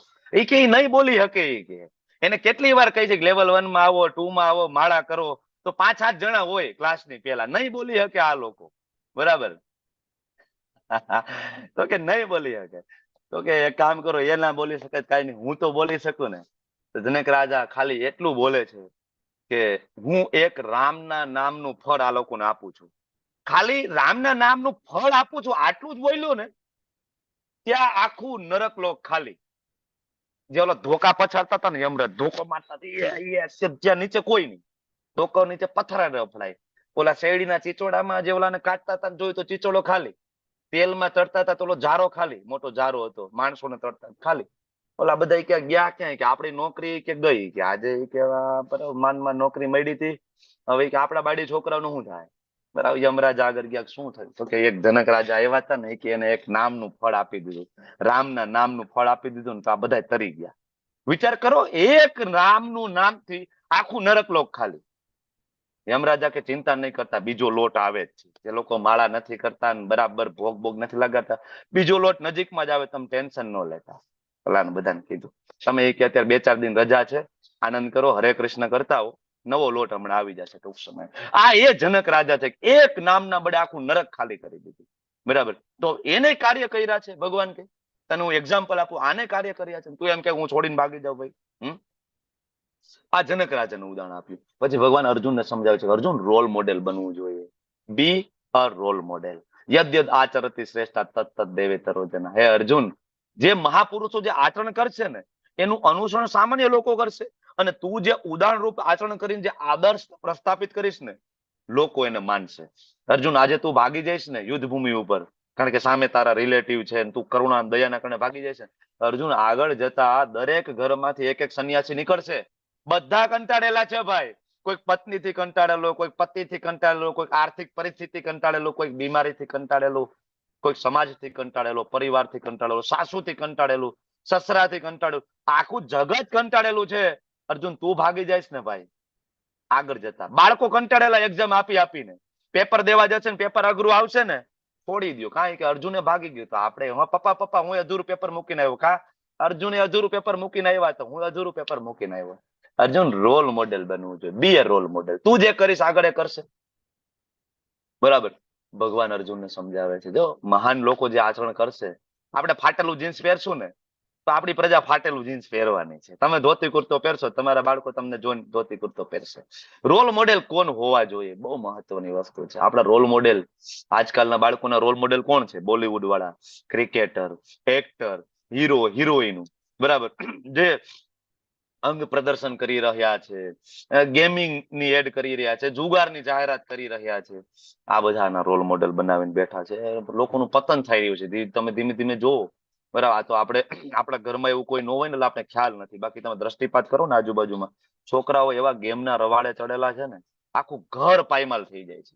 રોલ મોડેલ કોણ છે બહુ મહત્વની વસ્તુ છે. તમારા ઘરમાં તમે કોને ફોલો કરો છો? સવારમાં ખાલી 5 મિનિટ પર ડીંગ ડીંગ ડીંગ ડીંગ ડીંગ આરતી કરીએ રોલ મોડેલ ના કહેવાય. આખો દિવસ તમે કોના માટે કોનું ચિંતન કરો છો, ટીવીમાં શું જોવો છો, શું તમે વાંચો છો, આને કહેવાય ભક્તિ. બરાબર. કોના માટે તમારું ચિંતન ચાલે છે, મહત્વની વસ્તુ છે. આને રોલ મોડેલ કહેવાય. તમે 16 માળા કરશો, તમારું બાળક તમને જોઈને ધીમે ધીમે કરવા માંડશે. બરાબર. બહુ બરાબર. તો આજકાલ લોકો છે આ લોકોને ફોલો કરતા હોય છે અને પછી હેરાન થવાના છે, થશે આગળ જતા. એટલે ભગવાન અર્જુનને સમજાવે, અર્જુન રોલ મોડેલ. હવે ભગવાન તને હવે ભગવાન અર્જુનને કહે છે, અર્જુન હજી તને ના સમજણું હોય ને તો એક કામ કર, મારું પોતાનું ઉદાહરણ આપું. જો હું તો અનંત બ્રહ્માંડ નો સ્વામી. બરાબર. મેં તને આગળ કીધું ને, મત પરતરમ ન અન્યત કિંચિદ અસ્તિ ધનંજય. 7.7 એને કહે છે કૃષ્ણ કે મારાથી શ્રેષ્ઠ એવું કોઈ તત્વ જ નથી. હું સ્વયં ભગવાન છું. તો ભાઈ મારે કામ કરવાની શું જરૂર છે? હું જયારે જન્મ લઉં તો મારે ગુરુકુળમાં ભણવા જવાની શું જરૂર? છતાં હું પણ ગુરુકુળમાં ગયો, મેં મારા ગુરુ ધારણ કર્યા. બરાબર. હું પણ સાંદીપની ઋષિને ત્યાં ગયો. હું રામચંદ્રજી તરીકે આવ્યો તો હું પણ ગુરુ વશિષ્ઠના આશ્રમમાં ગયો. હું ચૈતન્ય મહાપ્રભુ તરીકે આવ્યો તો મેં પણ ગુરુ બનાવ્યા ઈશ્વરપુરીને. બરાબર. મારે શું જરૂર છે ભાઈ? વાય. પણ જો હું નહીં કરું ને તો મારી પાછળના લોકો પણ નહીં કરે. બરાબર.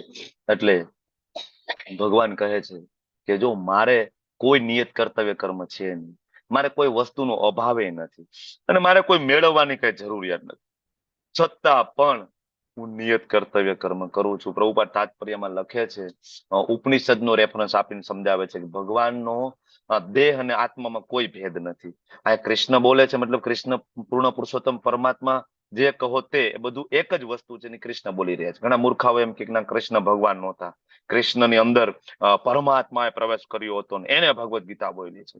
એક આખો એવો ધર્મ છે કે જે એવું માને છે કે કૃષ્ણ અને રામ ભગવાન નથી. આટલું તો વાંધો નથી, એવું માને છે કે કૃષ્ણ અને રામ છે નરકની યાતનાઓ ભોગવી રહ્યા છે અત્યારે. હું નામ નથી લેતો. આવા ધર્મ સંપ્રદાયો પણ છે. શાસ્ત્ર આપણે વાંચતા નથી ને એટલે આપણે આ લોકોને સન્માન પણ આપીએ છીએ. હું તમને કહું, આપણે આ લોકોને માન સન્માન પણ બહુ આપીએ છીએ. કોઈ મતલબ નથી આવા લોકોનો. જે કૃષ્ણને નથી માનતો બહુ ક્લિયરલી, જે રામનો નહીં ને આપણા કોઈ કામનો નહીં, બહુ જ ક્લિયર હોવું જોઈએ મગજની અંદર. રામનો નહીં, આપણા કોઈ કામનો નહીં. ગમે એવો સારો માણસ હોય, દયા કરી શકાય, એના ઉપર કરુણા કરી શકાય, એને કૃષ્ણ ભક્તિ આપી શકાય, એનો સાથ ના આપી શકાય. હંમેશા યાદ રાખજો. બરાબર. તો અહીંયા ભગવાને કીધું કે ભાઈ જનક રાજાએ કર્યું હતું, તારે કરવું જોઈએ, મેં પણ કર્યું છે. ભગવાન કે મેં શું કામ કર્યું? તો કે જો હું નિયત કર્તવ્ય કર્મ ના કરું ને તો એ પાર્થ બધા મનુષ્યો મારા માર્ગનું અનુસરણ કરશે. બરાબર. એટલે ભગવાન કે જો હું આવ્યો તો ભગવાન છે એ બધું ધ્યાન રાખે છે, સામાજિક શાંતિ કઈ રીતના જળવાઈ રહે. તો ભગવાન બધા નિયમોનું પાલન કરે. હવે ભગવાનને જરૂરી નથી કે બધા નિયમોને ફોલો કરવા, છતાં ભગવાન ફોલો કરે છે. બરાબર. આગળ ભગવાન કહે છે જો હું નિયત કર્તવ્ય કર્મ નહીં કરું તો બધા લોકનો વિનાશ થઈ જશે. જ્યારે અવાંછિત જન સમુદાય વર્ણશંકર પ્રજા ઉત્પન્ન થવાનું કારણ હું પોતે બનીશ અને બધા જીવોની શાંતિ નષ્ટ કરનારો હું બનીશ, ભગવાન કહે છે. તો વર્ણશંકર પ્રજા એટલે કે વણ જોઈતી પ્રજા જે છે, બરાબર, જે જનરલી શાંતિમાં જે ઉપદ્રવ કરનારી પ્રજા હોય ને એને કે વર્ણશંકર. શાસ્ત્રમાં માનતા ન હોય, જેનામાં કોઈ સંસ્કાર ન હોય, આવી જે પ્રજા. એટલે ભગવાન અવતરે તો આ બધી વસ્તુનું ધ્યાનમાં લે છે, બરાબર, કારણ કે દરેક જીવના પિતા છે ને, તો અલ્ટિમેટલી જીવો પદભ્રષ્ટ થઈ જાય તો ભગવાન બાને ચડી જાય કે આ ભગવાનના કારણે થયું, બરાબર. તો ભગવાન જયારે અવતાર લે છે તો આ બધી વસ્તુનું ધ્યાન કરે. પણ હા, ભગવાન જયારે અવતાર લે છે તો બે વસ્તુ ધ્યાનમાં મહત્વની રાખવી પડે. કૃષ્ણ તરીકે આવ્યા તો ભગવાને પોતાનું ભગવત તત્વ પણ પ્રદર્શિત કર્યું, અને સામાન્ય માણસો અનુસરણ કરી શકે એ સિદ્ધાંતોને પણ ભગવાન અનુસરણ કર્યું. તો અનુસરણ અને અનુકરણ આ બેમાં ફેર છે. આપણે ભગવાનનું અનુકરણ કરવાનું નથી, આપણે ભગવાનનું અનુસરણ કરવાનું છે. એ પણ આચાર્યો કે એટલું જ, અને એ જ રીતે આપણે ભગવાનનું અનુકરણ કરી શકતા નથી. ભગવાને 5 વર્ષની ઉંમરે ગિરી ગોવર્ધન મહારાજને ડાબા હાથની ટટલી આંગળી ઉપર 7 દિવસ ને 7 રાત ઉપાડ્યો હતો. તમે હું પાણીનો ગ્લાસ છે ને 2 કલાક આમ ઊંચો નથી રાખી શકતી, ટ્રાય કરજો. પાણીનો ગ્લાસ ભરીને 2 કલાક તો હાથ ઊંચો કરો, હાથમાં ખાલી ચડી જાય. 2 કલાક ને 1 કલાક તો ટ્રાય કરો. આ તો 7 દિવસ ને 7 રાત. અનુકરણ ના થાય. ભગવાનને 16,108 પત્નીઓ હતી. તમે હું એક પત્નીથી કંટાળી ગયા કે એક પતિથી કંટાળી ગયા છીએ. અહીં 16,108 ને બધા સાથે કૃષ્ણ જુદા, પર્સનલ. ભગવાનની ગોપીઓ કેટલી હતી? કેટલી ગોપીઓ? 100 ગ્રુપ હતા. એક ગ્રુપની અંદર 100 બિલિયન ગોપી. 100 ગ્રુપ, એક ગ્રુપની અંદર 100 બિલિયન, ટોટલ 10,000 કરોડ ગોપીઓ હતી. તમને એમ થાય કે આટલી બધી તો વસ્તી નહોતી, બરાબર. વૃંદાવન છે ઇટ્સ લાઈક એ લોટસ, કમળ જેવું છે, કે એ જ્યારે ભગવાનની જરૂર પડે, ઈચ્છા પડે તો એ આખું વિસ્તરી શકે છે, બરાબર, એમની ગોપીઓ સહિત. અને જ્યારે જરૂર પડે તો એ કહેવાય સિકુડીને એકદમ નાનું પણ બની શકે છે, બરાબર. 10,000 કરોડ ગોપીઓ, બરાબર, ભગવાનની. તો આપણે ભગવાનનું અનુકરણ કરી શકતા નથી. ભગવાન કે એટલું આપણે કરવું જોઈએ. ઘણા બધા તમે જો મહાદેવના ભક્તો હોય, શિવરાત્રી આવે, ગાંજો ઓલા ભાંગ પીતા હોય, ગાંજા પીતા હોય. અરે ભગવાન શિવજી એ તો હળાહળ 20 પીધું હતું. એકાદ ઢાંકણું તમે ટ્રાય કરી જુઓ. શિવજીને તમારે અનુકરણ કરવું હોય, ઝેર પીધું હતું થોડું, એકાદ ઢાંકણું તમે ટ્રાય કરો, બરાબર. અનુકરણ ના થાય, અનુસરણ થાય. શિવજીએ શું કર્યું હતું? કૈલાસ પર્વત પર બેઠા બેઠા સતત રામ રામ રામ રામ રામ રામની માળામાં લઈને એ કરવું જોઈએ, બરાબર. એટલે આ વસ્તુ ધ્યાન રાખવી જોઈએ આ બધા શ્લોકો વાંચતી વખતે. હે ભરતવંશી, જેવી રીતે અજ્ઞાની મનુષ્ય ફળ પ્રત્યે આસક્તિ રાખે અને કામ કરે, કોણ? આપણા જેવા ફળ પ્રત્યે આસક્તિ રાખીને સવાર સુધી જોબ બિઝનેસ કરીએ ને, એવી રીતે વિદ્વાન લોકોએ સામાન્ય લોકોને સાચા માર્ગે દોરવા અનાસત રીતને કરવું. એવું નહીં કે ભાઈ અહીંયા અજ્ઞાની લોકો કામ કરે છે, સવારથી સાંજ સુધી જોબ કરે છે, અને આપણે બહુ જ્ઞાની થઈ ગયા છીએ, છોડો ભાઈ છોડો, ઘર બાર ચલો હરિદ્વાર. આ લોકોને જે કરવું એ કરે, આપણે ભાગી, આપણે ત્યાં જઈને એકાદી ગુફા ગોતી લઈ. ભગવાન કે નહીં, આ લોકો જેવી રીતના આસક્તિથી કામ કરે છે, તમે પણ એની વચ્ચે રહો અને તમે અનાસક્તિથી કાર્ય કરો. અને તમે એને બતાવો કે અનાસક્તિથી કાર્ય કેવી રીતના થાય. તમે એને સમજાવો, શીખડાવો, જેથી એ તમારી પાસેથી શીખશે, સમજશે. એક દિવસ એ પણ ભક્ત બનશે ને મારી પાસે આવી જશે. કારણ કે બંને બાળકો તો એના જ છે ને. અજ્ઞાની હોય, જ્ઞાની હોય, ભક્ત હોય, અસુર હોય, કોના બધા બાળકો છે? એક જ બાપના દીકરા છે, બરાબર. તો પિતાજી શું કહે છે? તમે સુધરી ગયા છો ને, તમારી વચ્ચે રહેજો, જેથી તમારો ભાઈ જે બગડેલો છે ને તમને જોઈને શીખી જશે શું કરવાનું છે, કેવી રીતના કરવાનું છે. એટલે ભગવાન છે ના પાડે છે અર્જુન, અર્જુન આવો કહેવાતો ત્યાગનો કોઈ મતલબ નથી, બરાબર. અને વચ્ચે રહો, શીખો. વિદ્વાન મનુષ્યો એ સકામ કર્મોમાં જે આસક્ત હોય, આપણા જેવા લોકો સવારથી સાંજ સુધી જે સકામ કર્મમાં જે આપણે વ્યસ્ત છીએ ને, કે આ કરું તો મને આ ફળ મળે, સકામ કર્મમાં વ્યસ્ત હોય ને, મનને વિચલિત નહીં કરવાના, બરાબર. એને પ્રોત્સાહન નહીં આપવાનું, ભાઈ છોડી દો, બરાબર, આ સંસાર જગત છે, મિથ્યા છે, બરાબર, છોડી દો, છોડો ઘરબાર, ચલો હરિદ્વાર. આવું એને પ્રમોશન નહીં આપવાનું, એને પ્રોમોટ નહીં કરવાના. આવી રીતે શું કરવાનું? તો કે ભક્તિ ભાવપૂર્વક કર્મમાં એના વ્યસ્ત રહેવા પ્રેરણા આપવાનું. ધારો કે કોઈ લેવલ 1 માં આવે, લેવલ 2 માં આવે, અને એને તરત કહી દો કે ભાઈ જો 16 માળા કરવાની, 4 નિયમોનું પાલન કરવાનું, ડુંગળી લસણ છોડો, પેપ્સી થમ્સઅપ કોકા કોલા છોડો, ચોકલેટ છોડો, બહારનું જમવાનું બંધ કરો. પ્રભુજી તો તમે લેવલ 1 ને લેવલ 2 તમે બરાબર તમે કરો, અમારાથી આ નહીં થાય, અમે કાલથી જોઈન નથી કરતા, બરાબર. તો તાત્કાલિક એ વસ્તુ થતી નથી. તો શું કરવું જોઈએ? આ લોકોને ધીમે ધીમે એક માળા કરો, એક માળાથી એને શરૂઆત કરવાની. એક માળા, ભગવાનના નામમાં એ શક્તિ છે. બીજું આપણે કઈ કરવું નહીં પડે, એની મેળે થશે. અને થશે ત્યારે કે એને પોતાને આનંદ આવશે. આનંદ જયારે આવશે ને, તો જે નીચા લેવલની વસ્તુ છૂટી જશે. આપણે આગળ જોયું હતું કે હાયર ટેસ્ટ મળે તો લોઅર ટેસ્ટ છૂટી જાય. એની મેળે આપણે નહીં કરો. તો આ લોકોને તરત નહીં કહી દેવું બંધ કરો બધું. પ્રભુપાદ તો ત્યાં સુધી કહે છે, ઇવન કસાય હોય ને, કસાય બરાબર માંસ કાપતો હોય ને, એને પણ એવું ના કેવું કામ અત્યારે તાત્કાલિક છોડી દો. એને ખાલી હરે કૃષ્ણ મહામંત્ર કરવાનું કહો. બીજું કાંઈ કરવાનું નથી. ભાઈ તું હરે કૃષ્ણ મહામંત્ર નો જપ કર, ભગવાન એને પ્રેરણા આપશે અંદરથી, અને ધીમે ધીમે એની મેળે છૂટી જશે. બરાબર. તો આ રીતના જેમ ઓલું નારિયેલ હોય ને, નારિયેલ તોડવાની પદ્ધતિ તમને ખબર છે ને? બરાબર. એક તો થપ કરીને ફટકાળો એટલે 2-4 કટકાટ થઈ જાય, પાણી બધું ત્યાં ઢોળાઈ જાય. આ એક પદ્ધતિ. બીજી પદ્ધતિ, બુદ્ધિશાળી લોકો શું કરે, પથ્થર ઉપર નારિયેલ આવી રીતના ટક ટક ટક ટક ટક ટક વળી ફેરવે, વળી 2-4 વાર મારે, વળી ફેરવે, ઠક ઠક ઠક ઠક ઠક, એમ કરીને નારિયેલ આખું કેવું થઈ જાય, બોધું થઈ જાય.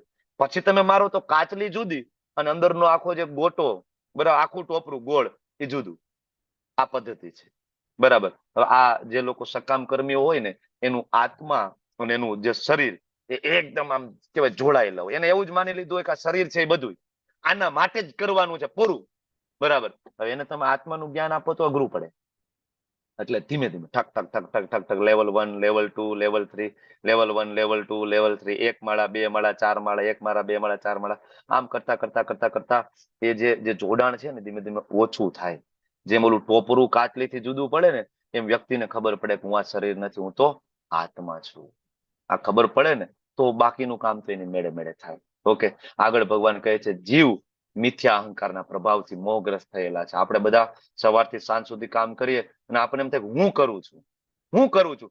ભગવાન કહે છે, ના, પ્રકૃતિ ક્રિયમાણાની ગુણે કર્માણી સર્વસ્વ. ભાઈ પ્રકૃતિના 3 ગુણો, સત્વગુણ, રજોગુણ, તમોગુણ દ્વારા આ કાર્ય થાય છે. આપણને એવું લાગે હું કરું છું, તો ભગવાન કે અહંકાર વિમૂઢ આત્મા કરતા હમિતિ મન્યતે. અહંકારથી જે વિમૂઢ થયેલો જે આ જીવ છે ને, એને એવું લાગે હું કરું છું, હું ડોક્ટર છું, હું એન્જિનિયર છું, હું પૈસા કમાઉં છું, હું તારો પતિ છું, હું તારી પત્ની છું, હું કરું છું એટલે તમે ખાવ છો, હું કમાઉં છું એટલે તમે જીવો છો. હું અહંકાર વિમૂઢ આત્મા કરતા હમિતિ મન્યતે. હકીકતે શેના દ્વારા થાય છે? પ્રકૃતિના 3 ગુણ માયાદેવી દ્વારા થાય છે. બરાબર. પણ આ લોકો આ માયાદેવી દ્વારા બરાબર કહેવાય કે નાચતા હોવાના કારણે તાત્કાલિક તમે એને ભક્તિમાં લાવી શકતા નથી, સમજી નથી શકતા. તો કઈ પદ્ધતિ અપનાવવાની? મેં કીધું તમને, નારિયેલ વાળી પદ્ધતિ. બરાબર. ધીમે ધીમે ઠક ઠક ઠક ઠક ધીમે ધીમે ધીમે ધીમે. એ મહાબાહુ જે મનુષ્ય પરમ સત્યનું જ્ઞાન ધરાવે છે, ભક્તિમય કાર્ય અને સકામ કર્મ વચ્ચેના તફાવતને સારી રીતના, જો આ તફાવત સમજવાનો છે કે ભક્તિમય કાર્ય એટલે શું અને સકામ એટલે કે પુણ્ય કર્મ એટલે શું. પુણ્ય એટલે શું, સારા કર્મ એટલે શું, અને કૃષ્ણ ભાવના કર્મ. આને જે જાણી લે ને, એ પોતાની જાતની ઇન્દ્રિય તૃપ્તિમાં વ્યસ્ત નથી કરતો. પછી એના માટે આ જગતના જે મજાના વિષયો છે ને, એને કાંઈ લેવા દેવા અલ્ટિમેટલી રહેતું નથી. ઓકે. ભૌતિક પ્રકૃતિના ગુણોથી મોહગ્રસ્ત થયેલા અજ્ઞાની જનો દુનિયાવી કાર્યોમાં પૂરેપૂરા પરોવાઈ જાય.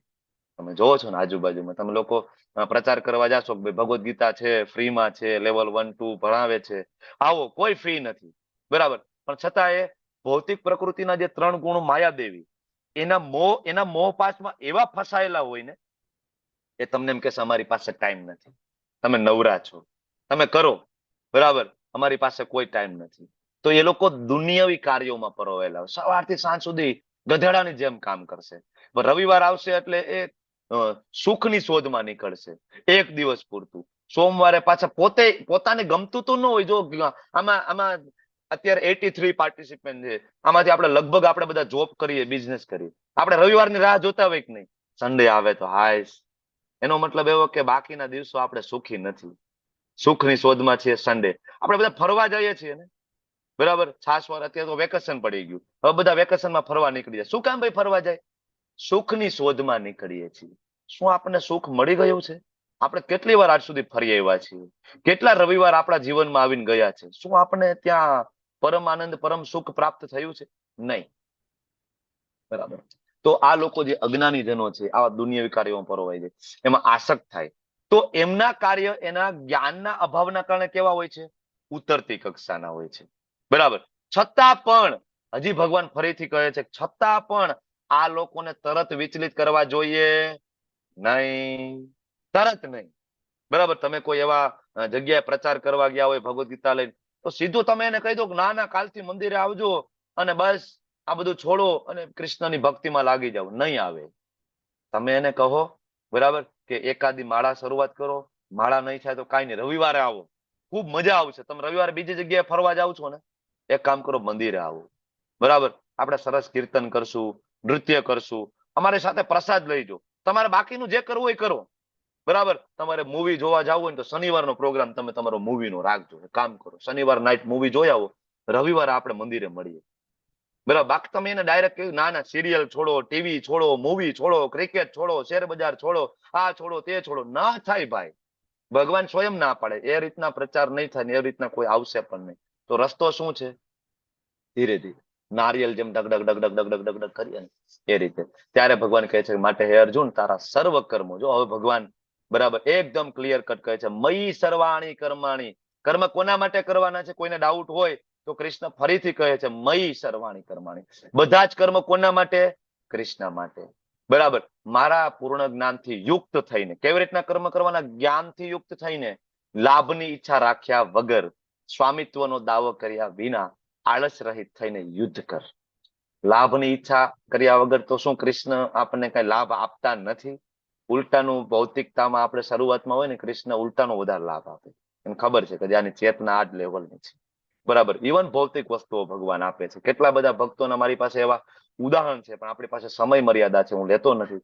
ઘણા બધા ભક્તો છે ખાલી ભૌતિક વસ્તુઓને પામવા માટે ઇસ્કોન સાથે જોડાયા હોય શરૂઆતમાં. બરાબર, પ્રભુજીએ કીધું હોય ઘણી વખત, અમે બધા પ્રચારમાં કહેતા હોય કે ભાઈ ભગવાનના નામમાં બધી જ શક્તિ છે. હરે કૃષ્ણ મહામંત્રની અંદર બધી શક્તિઓ ભગવાને ભરી છે. તમારે ભૌતિક જોતો હોય તો ભૌતિક, આધ્યાત્મિક જોઈતો હોય આધ્યાત્મિક, વોટ એવર યુ વોન્ટ. બરાબર, હરે કૃષ્ણ મહા. તો ઘણા એમ કે હા તો અમારે ઘરના મકાન, અમારા લગ્ન, તો આવા આવા લોકો જોયા છે જે ચેન્ટિંગ કરતા હોય છે. શેના માટે? ભૌતિક વસ્તુઓ માટે. અને એને મળ્યું છે. બરાબર, મળે છે. ભગવાન આપે છે એવું નથી, પણ ભગવાન હંમેશા ઈચ્છા રાખે છે કે આપણે પરમ લાભની કામના કરીએ. આ બધું ટેમ્પરરી છે. પરમ લાભ શું છે? ભગવાનના ધામમાં જતું રહેવું, ભગવાનની ભક્તિમય સેવામાં જોડાવું, આ પરમ લાભ છે. બરાબર, તો આળસ રહિત થઈને હવે ભગવાન ફરીથી કહે છે અર્જુન યુદ્ધ કર. 30 શ્લોક સુધીની આપણે આ ચર્ચાઓ અત્યારે પૂર્ણ કરી અને હવે આપણે 31મા શ્લોકથી આગળ વધીશું 5 મિનિટના નાના એવા બ્રેક પછી. કોને કીર્તન લેવાનું છે? નોબડી?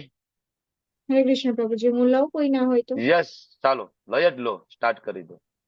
ઓકે. હરે કૃષ્ણ. કૃષ્ણ પ્રેમમયી રાધા, રાધા પ્રેમમયો જીવને તને નિત્યમ, રાધા કૃષ્ણર્ગતિર્મમા, કૃષ્ણસ્ય દ્રવિડમ રાધા, રાધા દ્રવિડમ હરિ જીવને ધને નિત્યમ, રાધા કૃષ્ણર્ગતિર્મમા, કૃષ્ણ પ્રાણમયી રાધા, રાધા પ્રાણમયો હરિ જીવને ધને નિત્યમ, રાધા કૃષ્ણોર્ગતિર્મમા, કૃષ્ણ દ્રવમયી રાધા, રાધા દ્રવમયો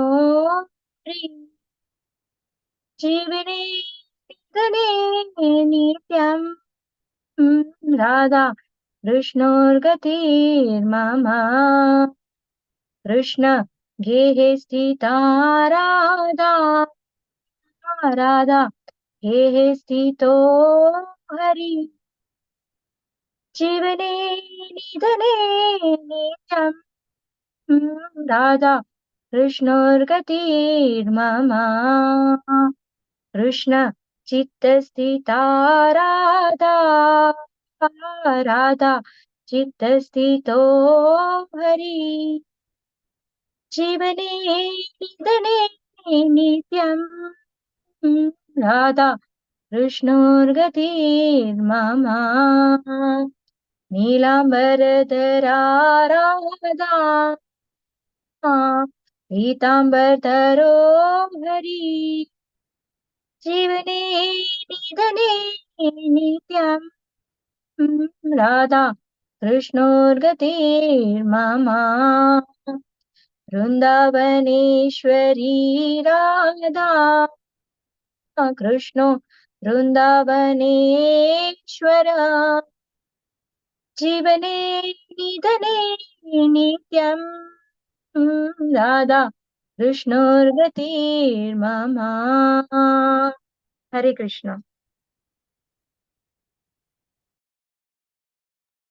હરે કૃષ્ણ માતાજી, ખૂબ ખૂબ ધન્યવાદ. Thank you.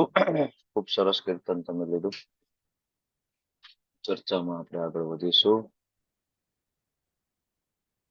મારો અવાજ આવે છે ને? બરાબર છે ને? હા પ્રભુ આવે. 31મા શ્લોકમાં ભગવાન કહે છે કે જે મનુષ્યો મારા આદેશો પ્રમાણે પોતાના કર્તવ્ય કર્મ કરે છે અને ઈર્ષા રહિત થઈને શ્રદ્ધાપૂર્વક આ ઉપદેશોનું પાલન કરે એવો સકામ કર્મના બંધનમાંથી મુક્ત થઈ જાય છે.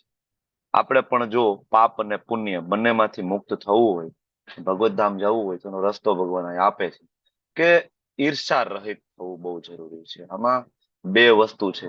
એક તો આદેશો પ્રમાણે કર્તવ્ય કરવું, અને કઈ રીતના કરવાનું તો કે ભાઈ ઈર્ષા રહિત, શ્રદ્ધાપૂર્વક. અને ઈર્ષા, આપણને ઈર્ષા છે એટલે જ આપણે આ જગતમાં છીએ. આપણો આ જન્મ થવો એનું કારણ જ આપણે ઈર્ષા છે. તો હવે એ ઈર્ષાને છોડીએ અને ખૂબ શ્રદ્ધાપૂર્વક ભગવાનના ભગવદ્ ગીતાના જે ઉપદેશો છે એનું આપણે પાલન કરીશું તો ભગવાન કહે છે કે સકામ કર્મ ના બંધનમાંથી મુક્ત થઈ જાય છે. કારણ કે જ્યાં સુધી તમે સકામ કર્મ બંધનમાંથી મુક્ત નહીં થાય ને આપણે, ત્યાં સુધી આપણે ભગવત ધામ જઈ શકતા નથી. કારણ કે બંને ખાતા નીલ થવા જોઈએ, પાપ અને પુણ્યનું. જે માણસો હવે જે ઈર્ષા રાખે છે, ઈર્ષાવશ થઈને, પેલા તો જે ઈર્ષા નથી કરતા એનું રિઝલ્ટ આપ્યું. હવે એ ઈર્ષા જે કરે છે, કૃષ્ણની જે ઈર્ષા કરે છે, ઉપદેશોનું જે પાલન નથી કરતા, જે નિયમિત ભગવદ્ ગીતાનું આચરણ નથી કરતા, જે ભોગ નથી લગાડતા, જે જપ નથી કરતા, બરાબર, જે મંદિરે નથી જતા, બરાબર, તો શું થાય? તેમને સર્વ જ્ઞાનથી રહિત થયેલા સમજવા. કોઈ એનામાં જ્ઞાન નથી. ભલે ગમે એટલા સારા કપડા પહેરી લે, ગમે એટલો પ્રચાર કરે, ગમે એટલી કથાઓ લેતા હોય લોકો, પણ જો કૃષ્ણને પૂર્ણ પુરુષોત્તમ નથી માનતા અને ભગવદ્ ગીતાના શ્લોકોને જીવનમાં ઉતારતા નથી, એ કેવા છે? સર્વ જ્ઞાનથી રહિત, મૂર્ખ બનેલા અને અજ્ઞાનના બંધનનો ભોગ, અજ્ઞાન તથા બંધનનો ભોગ બનેલા ગણવા જોઈએ. ઉપેક્ષા જે કરે છે, ઘણા બધા એમ કે ને કે ભગવાન કૃષ્ણ જ છે, એવું થોડું હોય ભાઈ. હે, કૃષ્ણ જ ભોગતા છે ને એ જ ભગવાન છે, બરાબર, એ ભગવાન છે, બીજું કોઈ ભગવાન નથી. અથવા ઘણા બધા એમ કહેતા હોય કે કૃષ્ણ 16,108 રાણી હતી, હું કેમ ના રાખી શકું? બરાબર, હું 2-4 કેમ ના રાખ? તું 2-4 નહીં, 10-15 રાખ ભાઈ. બરાબર, બધા કૃષ્ણ છે 16,108 રાણીઓ સાથે સેપરેટ હતા, પોતાના પર્સનલ કૃષ્ણ. તું પર્સનલી બધા સાથે રહી શકતો હતો. ઈર્ષા છે. આવું જન્માષ્ટમીમાં આવા મેસેજો બહુ ફરે છે. તમે જો જન્માષ્ટમીની આસપાસ ભગવાનની આવી જે લીલાઓ છે, બરાબર, મૂર્ખ લોકો સમજી નથી શકતા. કેટલા એવા બાબાઓ છે, ગુરુ છે, જે ભગવાનના જ્ઞાનનો પ્રચાર નથી કરતા, ભગવાનની લીલાનું વર્ણન નથી કરતા, માત્ર મોટિવેશન કરતા હોય છે. નામ રાખી દેતા હોય, સદગુરુ આગળ લગાડી દેતા હોય, પછી અંગ્રેજીમાં પ્રવચનો આપતા હોય, નામ આગળ આચાર્ય લખી નાખતા હોય, આચાર્ય ફલાણા ઢીકણા. તમે જુઓ તો વેદોની અવહેલના હોય, શાસ્ત્રોની અવહેલના હોય, બરાબર, અને ભગવાન એના 2 કલાકના લેક્ચરમાં કૃષ્ણ ક્યાંય આવે ને રામ ક્યાંય આવે, બરાબર. તો ખાલી ઉદ્દેશ્ય શું છે લોકોનું? બરાબર, પોતાને હાઇલાઇટ કરે. તો આવા જે મોટા જે કઈ કથાકારો છે, ભગવાન કહે છે કે આ બધા અજ્ઞાની લોકો છે ને બંધનના ભોગ બનેલા છે, બરાબર. કારણ કે સાચા કથાકાર, સાચા ગુરુ કોને કહેવાય? પ્રભુપાદ તાત્પર્યમાં સમજાવે છે, સાચા ગુરુ એને કહેવાય કે એ ગુરુ એક ઇટ્સ લાઈક અ પોસ્ટમેન છે. ગુરુ એટલે પોસ્ટમેન છે, ઇટ્સ લાઈક અ સેલ્સમેન છે. ભગવાનનું જ્ઞાન એઝ ઇટ ઇઝ આપવું એ કથાકારનું દાયિત્વ છે, એ પ્રચારકનું દાયિત્વ છે, ગુરુનું દાયિત્વ છે. એઝ ઇટ ઇઝ આપવું, બરાબર, એને કહેવાય સાચા. બાકી જે લોકો કરે છે, ભગવાન કહે છે કેવા છે? જ્ઞાની મનુષ્ય છે, પોતાની પ્રકૃતિ પ્રમાણે કાર્ય કરશે. અર્જુન, તારે કાર્ય તો કરવું જ પડશે. ભગવાન હજી ફરીથી એ કન્સેપ્ટ ઉપર એને લઈ જાય છે કે જો અર્જુન જ્ઞાની મનુષ્ય હોય ને એ કાર્ય તો કરે જ, બરાબર, કારણ કે પ્રકૃતિના 3 ગુણો, સત્વગુણ, રજોગુણ, તમોગુણ. આ મુજબ કાર્ય તો કરવું જ પડશે. કોઈ સત્વગુણમાં હોય બ્રાહ્મણનું કાર્ય કરે, રજોગુણમાં હોય બરાબર તો એ ક્ષત્રિયનું કાર્ય કરે. કોઈકનું માઇક ચાલુ છે બેકગ્રાઉન્ડમાં. ઓકે, તો બ્રાહ્મણ, ક્ષત્રિય, વૈશ્ય, શૂદ્ર, જે 4 આશ્રમ અને 4 છે એ બ્રહ્મચાર્યાશ્રમ, ગૃહસ્થાશ્રમ, વાનપ્રસ્થ, સંન્યાસી. કોણ માઇક ચાલુ થાય છે? હરે કૃષ્ણ. ઓકે, તો અર્જુન કામ તો કરવું જ પડશે. એ લોકો પણ કામ કરે છે, તો પછી દમન કરવાથી શું ફાયદો? ઘણાને એમ થાય કે બળપૂર્વક દબાવવાથી ઇન્દ્રિયોને કંટ્રોલ કરી લઈશ. ભગવાન કહે છે કે નહીં, બળપૂર્વક કરવાથી મતલબ નથી. હાયર ટેસ્ટ મળશે, લોઅર ટેસ્ટ ની મેળે છૂટી જશે. હા, શરૂઆતમાં બરાબર છે, પણ એ પરમેનન્ટ સોલ્યુશન નથી. શરૂઆતમાં ભક્તિમાં આવીએ તો આપણે થોડુંક ઇન્દ્રિય ઉપર દમન કરીએ, કંટ્રોલ કરવાની ટ્રાય કરીએ, પણ એ પરમેનન્ટ, એ પોસિબલ નથી થતું. જો હાયર ટેસ્ટ મળશે તો લોઅર ટેસ્ટ એની મેળે મેળે છૂટી જશે. છોડવો નહીં પડે, છૂટી જશે.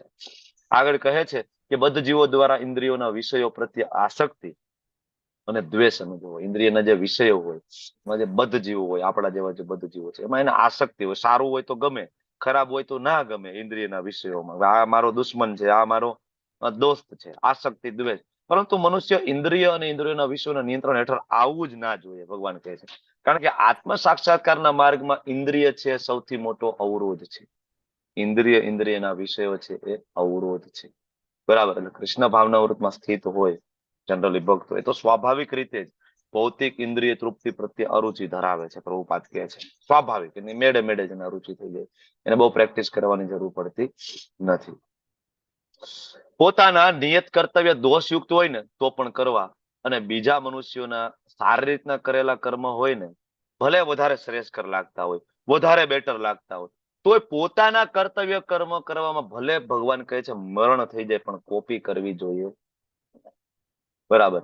અર્જુન, તું ક્ષત્રિય છો, તારામાં ક્ષત્રિયના ગુણ છે, તારે યુદ્ધ કરવું જોઈએ. તારે બ્રાહ્મણિકલ ક્વોલિટીઝ ની કોપી કરવી ન જોઈએ. તું એમ કે હું બધું છોડી દઉં, ત્યાગ ને વૈરાગ્ય, તો અર્જુન બ્રાહ્મણના ગુણ છે. તારામાં સત્વગુણ ક્યાં છે? સત્વગુણ હોય તો તું યુદ્ધ કરવાની ચર્ચાઓ ના થઈ હોત ને. બરાબર. કોપી ના કરવી જોઈએ. કોપી કરવાથી વિનાશ થાય. કોનો વિનાશ થયો હતો કોપી કરવાથી? દ્રોણાચાર્ય. દ્રોણાચાર્ય પોતે બ્રાહ્મણ હતા, પણ કોપી કરી કોની? ક્ષત્રિયની. ગુરુ તરીકે દ્રોણાચાર્ય છે એ શસ્ત્ર વિધિ શીખડાવી શકે, પણ યુદ્ધ ભૂમિ ઉપર આવી ના શકે. બ્રાહ્મણ છે યુદ્ધ ભૂમિમાં શસ્ત્રો ઉપાડતા નથી. જો યુદ્ધ ભૂમિમાં શસ્ત્રો ઉપાડે તો બ્રાહ્મણ નથી, તો એક ક્ષત્રિય થઈ ગયા છે. એ જ્ઞાન આપી શકે છે, બરાબર, પણ એ યુદ્ધ ભૂમિ ઉપર આવીને તો વિનાશ થાય છે. તો આવી રીતના બીજાના રસ્તા, બીજાના કર્તવ્ય કર્મ અને બરાબર કરવું એ ભયાવહ છે, ભગવાન કહે છે. એવી જ રીતના રામચરિત માનસમાં એક પ્રસંગ આવે છે. પ્રભુ રામચંદ્રજી નું જે રાજ્ય હતું એમાં એક શુંબક નામનો વ્યક્તિ હતો. શુંબક એ વ્યક્તિ હતો શુદ્ર. હવે અહીંયા જયારે હું બ્રાહ્મણ, ક્ષત્રિય, વૈશ્ય, શુદ્ર બોલું તો એ જાતિની વાત નથી કરતો. આઈ હોપ કે ક્લિયર હશે તમને લોકોને. અહીંયા હું શુદ્ર બોલું છું, મતલબ એની અંદર તમો ગુણનું આધિપત્ય છે. જન્મ કદાચ એનો બ્રાહ્મણમાં થયો હોય, ક્ષત્રિયમાં થયો હોય, એની ચર્ચા જ નથી, કારણ કે જન્મથી કોઈ ચર્ચાઓ શાસ્ત્રમાં નથી. શાસ્ત્રમાં છે ચાતુર્વર્ણમ મયા સૃષ્ટમ ગુણ કર્મ વિભાગ સહ. ગુણ અને કર્મ. તો એ વ્યક્તિ ગુણ મુજબ શુદ્ર કક્ષાનો વ્યક્તિ હતો. હવે એ વ્યક્તિ વેદો વાંચતો હતો. શુંબક વેદો વાંચતો, ઉપનિષદો વાંચતો, અને બધા લોકોને ભેગા કરી અને એ વેદોનું જ્ઞાન આપતો એ બધાને. હવે એક દિવસ એવું થયું કે એક બ્રાહ્મણ હતો ને, એ પ્રભુ રામચંદ્રજી પાસે આવ્યો. બરાબર. કે પ્રભુ, તમારા રાજ્યમાં કઈ ખોટ છે, તમારા રાજ્ય શાસન ચલાવવામાં કઈક ભૂલ છે. રામચંદ્રજી કે શું થયું ભૂદેવ? તો કે મારો દીકરો મારી પહેલા મૃત્યુ પામ્યો, હું જીવું છું, મારું સંતાન મૃત્યુ પામ્યું, આવું કેવી રીતના થઈ શકે? બરોબર કે એ તો જેનું જેટલું આયુષ્ય છે એમાં આગળ પાછળનું એવું કઈ હોતું નથી. બરાબર ને? તો કે નહીં નહીં, કે વેદોમાં એવું લખ્યું છે કે જ્યારે પિતા પેલા પુત્ર મૃત્યુ પામે, એનો મતલબ એવો કે રાજ્યના વહીવટી કરતાનો વહીવટ બરાબર નથી. એટલે આવું ભાઈ તને કોને સમજાવ્યું? તો કે મેં એક વ્યક્તિ પાસે વેદો ભણ્યા છે, સમજ્યા છે. કોણ? એનું નામ શુંબક. બરાબર. પ્રભુને તો ખબર જ હોય, અંતર્યામી છે. બરાબર, ખબર જ હતી. તો પણ લોકોને મોકલ્યા, સેનાને મોકલીને એ શુંબકને પકડ્યો, અને તરત જ શુંબકને પ્રભુ રામચંદ્રજીએ વધ કરી નાખ્યો. એટલે કેટલાય લોકો છે ને આ ઉદાહરણ લેતા હોય છે કે ભગવાન છે એ જ્ઞાતિ જાતિના ભેદભાવ કરે છે, કે શુદ્ર કક્ષાનો માણસ જયારે વેદોનું જ્ઞાન આપતો હતો એને મારી નાખ્યો રામે. એવું નથી. એકચ્યુઅલી શુદ્ર એનામાં ક્વોલિટી શુદ્રની હતી. બરાબર. એ વેદોનું ઊંધું અર્થઘટન કરતો હતો. આજે એવા કેટલાય લોકો છે ભગવદ્ ગીતાનું ઊંધું અર્થઘટન કરે. શુંભક જેવા લોકો ઘણા બધા છે આજે સમાજની અંદર, જે ભગવદ્ ગીતા વાંચે છે, ભગવદ્ ગીતાના શ્લોકો આવડે છે, છતાં પણ એવું કે છે કૃષ્ણ ભગવાન નથી. ભગવાન તો કોઈક બીજું છે. ભગવાનને ભોગ લગાડવાની જરૂર નથી, માળા કરવાની જરૂર નથી, મંદિરે જવાની જરૂર નથી, તિલક કરવાની જરૂર નથી, કંઠી પહેરવાની જરૂર નથી. આ તો બધા દેખાવ છે. આવો દેખાવ કરવાનો કોઈ મતલબ નથી. અરે ખાલી 3-4 પેઢી આગળ જઈને જુઓ ને, તમારા ને મારા બધાના બાપ દાદા ધોતી કુર્તો પહેરતા હતા. તમારા ને મારા, તમે ગમે તે જાતિમાં જન્મ થયો હોય, તમારા ને મારા બધાના બાપ દાદા શિખા રાખતા હતા. ગમે તે, એવું બ્રાહ્મણ શિખા રાખે એવું નહોતું, બધા જ શિખા રાખતા હતા. બરાબર. તમે શાસ્ત્ર ઉઠાવીને જો આપણો ઇતિહાસ, લોકોને ખબર નથી. બરાબર. તો આ કોઈ જાતપાતનો ભેદ નથી. જો જાતપાતનો ભેદ પ્રભુ રામચંદ્રજી કરતા હોત તો પ્રભુ રામચંદ્રજીના પરમ મિત્ર કોણ હતા? નિષાદ રાજ હતા. નિષાદ રાજ ભાઈ બરાબર કોઈ બ્રાહ્મણ હતા, ક્ષત્રિય હતા? એ તો ભીલ જાતિના વ્યક્તિ હતા. નીચી જાતિની કોમ કહી શકાય જો જાતિની દ્રષ્ટિએ તમે માનતા હોય તો.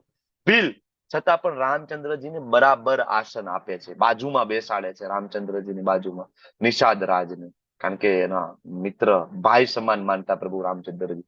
રામચંદ્રજી જો જ્ઞાતિ જાતિનો ભેદભાવ કરતા હોત તો એ જંગલમાં ગયા તો સબરીજીના હેઠાબોર ખાધા હોત. સબરીજી કયા? બ્રાહ્મણ હતા. બ્રાહ્મણ હતા સબરીજી. બરાબર. હેઠાબોર ખાધા કઈ જાતિમાં? ભીલ જાતિ. એના હેઠાબોર ખાધા. તો ત્યાં કોઈ જ્ઞાતિ જાતિનો કોઈ ભેદભાવ નથી. આ હંમેશા આપણે સમજવું જોઈએ. અને ભગવાન એમ કહે છે કે આપણામાં જે ક્વોલિટી હોય ને, એ ક્વોલિટી મુજબ કાર્ય કરવા. બરાબર. અને સેમ આ શાસ્ત્રમાં પણ આ વસ્તુ લખેલી છે. પહેલાના જમાનામાં જ્યોતિષ શાસ્ત્ર બહુ પાવરફુલ હતું ને, તો જ્યોતિષ બોલાવતા નામકરણ વખતે, તો ત્યારે જ્યોતિષો જ કહી દેતા કે આ બાળકમાં આ ગુણનું પ્રાધાન્ય છે. તો બાળકો એ પ્રમાણે ટીચિંગ્સ આપતા. જેમ કે પ્રભુપાદની વાત કરો તો પ્રભુપાદની ભવિષ્યવાણી પહેલાથી જ કરી દીધી જ્યોતિષે, કે આગળ જતા એક મહાન સંત બનશે, સંન્યાસી બનશે, વૈરાગી બનશે. બરાબર. તો એમના જે પિતાજી હતા, બરાબર, ગોરમોહન ડે, એને પહેલાથી તબલાની ટ્રેનિંગ આપતા. હજી પ્રભુપાદના બે બાજુ હાથે નહોતા પહોંચતા. નાના નાના હાથ હતા, એક બાજુ હાથ પહોંચે બીજી બાજુ ન પહોંચે, આ બાજુ પહોંચે તો આ બાજુ. બરાબર ના? તો નાનપણથી જ એને ટ્રેનિંગ આપી. કોની? બ્રાહ્મણિકલ ક્વોલિટીઝની. બરાબર. તો જો આજે પ્રભુપાદ છે, કારણ કે એમને જ્યોતિષોએ એમને કહેલું હતું કે ભાઈ જે ગુણમાં હોય એ મુજબની ટ્રેનિંગ આપો. એક એવું મૂવી પણ આવ્યું, 3 ઇડિયટ. બરાબર. કે જેમાં તમને રુચિ હોય એ આપણે કરીએ તો વધારે. બરાબર. ઓલ ઇઝ વેલ વાળું મૂવી તમને બધાને ખબર હશે. આજકાલ આપણે બધા કોપી કરતા હોય કે બાજુવાળાનો છોકરો ડોક્ટર બન્યો, તારે ડોક્ટર જ બનવાનું છે. પણ તમારો છોકરો સારો સ્પોર્ટમેન બની શકે એમ છે ને. ભગવાન એ છે કોપી કરવાની ના પાડે છે. તમે જો તમારા છોકરામાં કયા ગુણ છે. તમારા છોકરામાં રજો ગુણ હોય તો આર્મીમાં મોકલો. એનામાં સત્વ ગુણ હોય તો એને ભગવદ્ ગીતા, વેદો, ઉપનિષદોના પાઠ કરાવો. સારો વક્તા બની શકશે, આગળ જતા સારો કથાકાર બની શકશે, ભગવાનનો શુદ્ધ ભક્ત બની શકશે. તમારામાં કઈ ક્વોલિટી છે? તો આ બધી ચર્ચાઓ થઈ. અર્જુનને જવાબ તો મળી ગયો. તો અર્જુનને એમ થયું કે ભગવાન આટલું બધું જ્ઞાન આપ્યું, પાપ કર્મો પણ બળી જાય, પુણ્ય કર્મો પણ બળી જાય. ભગવાન આ બધું જાણ્યા પછી પણ એક પ્રશ્ન તો મારો એમનેમ જ રહે છે. શું? તો કે આ બધું સમજ્યા પછી, જાણ્યા પછી પણ એવું શું ભગવાન થાય છે કે પાપ કર્મ તો થઈ જાય છે? એટલે હવે અર્જુન નવો પ્રશ્ન લઈને આવ્યા 36મા શ્લોકથી કે ભગવાન પાપ કર્મ તો થઈ જ જાય છે. તમને મને અનુભવ છે ને, ઘણી વખત આપણે ઇવન જો આપણે લેવલ 1 ના ક્લાસ કરીએ, 2 ના કરીએ, 16 માળા પણ આપણે કરીએ, પણ ક્યારેક સાલું આપણું એવું વર્તન થઈ જાય ને કે પાછળથી આપણને અફસોસ થાય કે સારું માથા ઉપર તિલક હોય, ગળામાં કંઠી હોય, અને મારું આવું વર્તન તો આ મને શોભે નહીં. હું જે પરંપરાને બિલોંગ કરું છે, પરંપરામાં આવું અને આવું વર્તન કરું શોભે નહીં. આ તો પાપ કર્મ છે, મારાથી આવું કેમ થઈ ગયું? તો અર્જુન પૂછે છે ભગવાન આવું કેમ થતું હશે? અંદરથી કોણ આ બળજબરી પૂર્વક પાપ કર્મ કરાવી રહ્યું છે?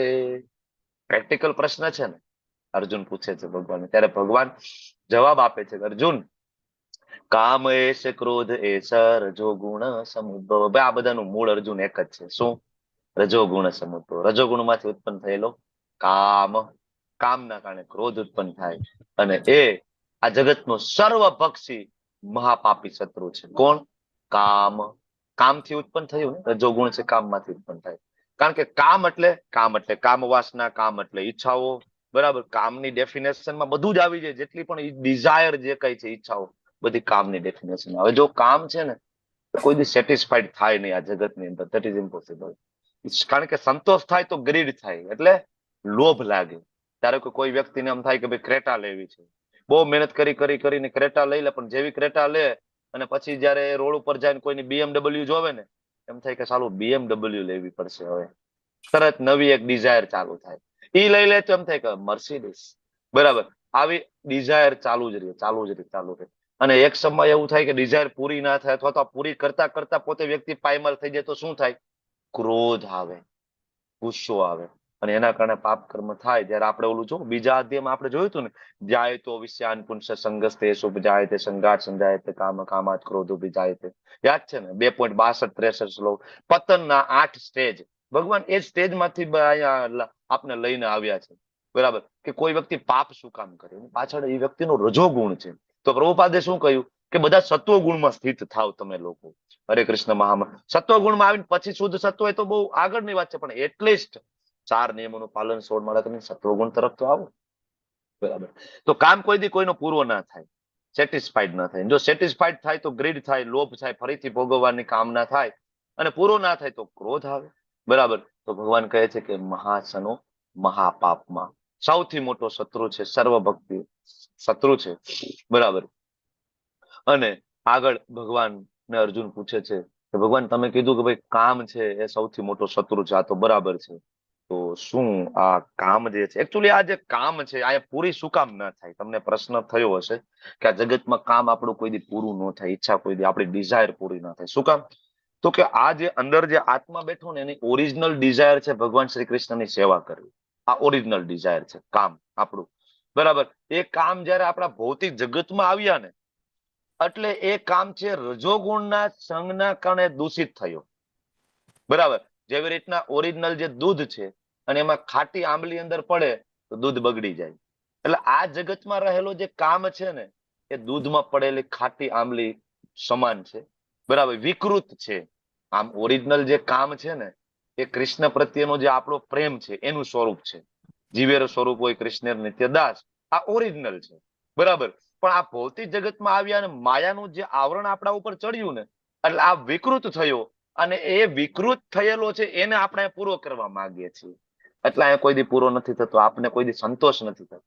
જો આ જગતમાં આજ સુધી કોઈને સંતોષ નથી થયો. તમે અત્યારે 80 પાર્ટિસિપન્ટ છો, હું તમને એમ કહું કે શું તમે તમારા જીવનથી સંતુષ્ટ છો? બરાબર. શું તમે તમારા આયુષ્ય તમારું જે છે એનાથી સંતુષ્ટ છો? તો બધા વૃદ્ધો એમ કહેશે કે ના, અમે યુવાનીમાં આના કરતા વધારે સારું હતું, અમે સંતુષ્ટ નથી, અત્યારે અમે વૃદ્ધ થયા તો સંતુષ્ટ નથી, અમને સંતોષ નથી, ખુશ નથી અમે, બરાબર. શું તમે તમારી આર્થિક પરિસ્થિતિ ખુશ છો? બરાબર. શું તમારા લગ્ન સંબંધથી ખુશ છો? શું તમારા પરિવારથી ખુશ છો? શું તમને જે દેશ મળ્યો એનાથી ખુશ છો? શું તમને જે મિત્રો મળ્યા એનાથી તમે ખુશ છો? તમારો જે પરિવાર, તમારા સગાવાલા, એનાથી ખુશ છો? શું તમે તમારા શરીરથી ખુશ છો? તો ઘણા એમ કહે છે કે ના, અમને બીપી છે, અમને ડાયાબિટીસ છે, બરાબર.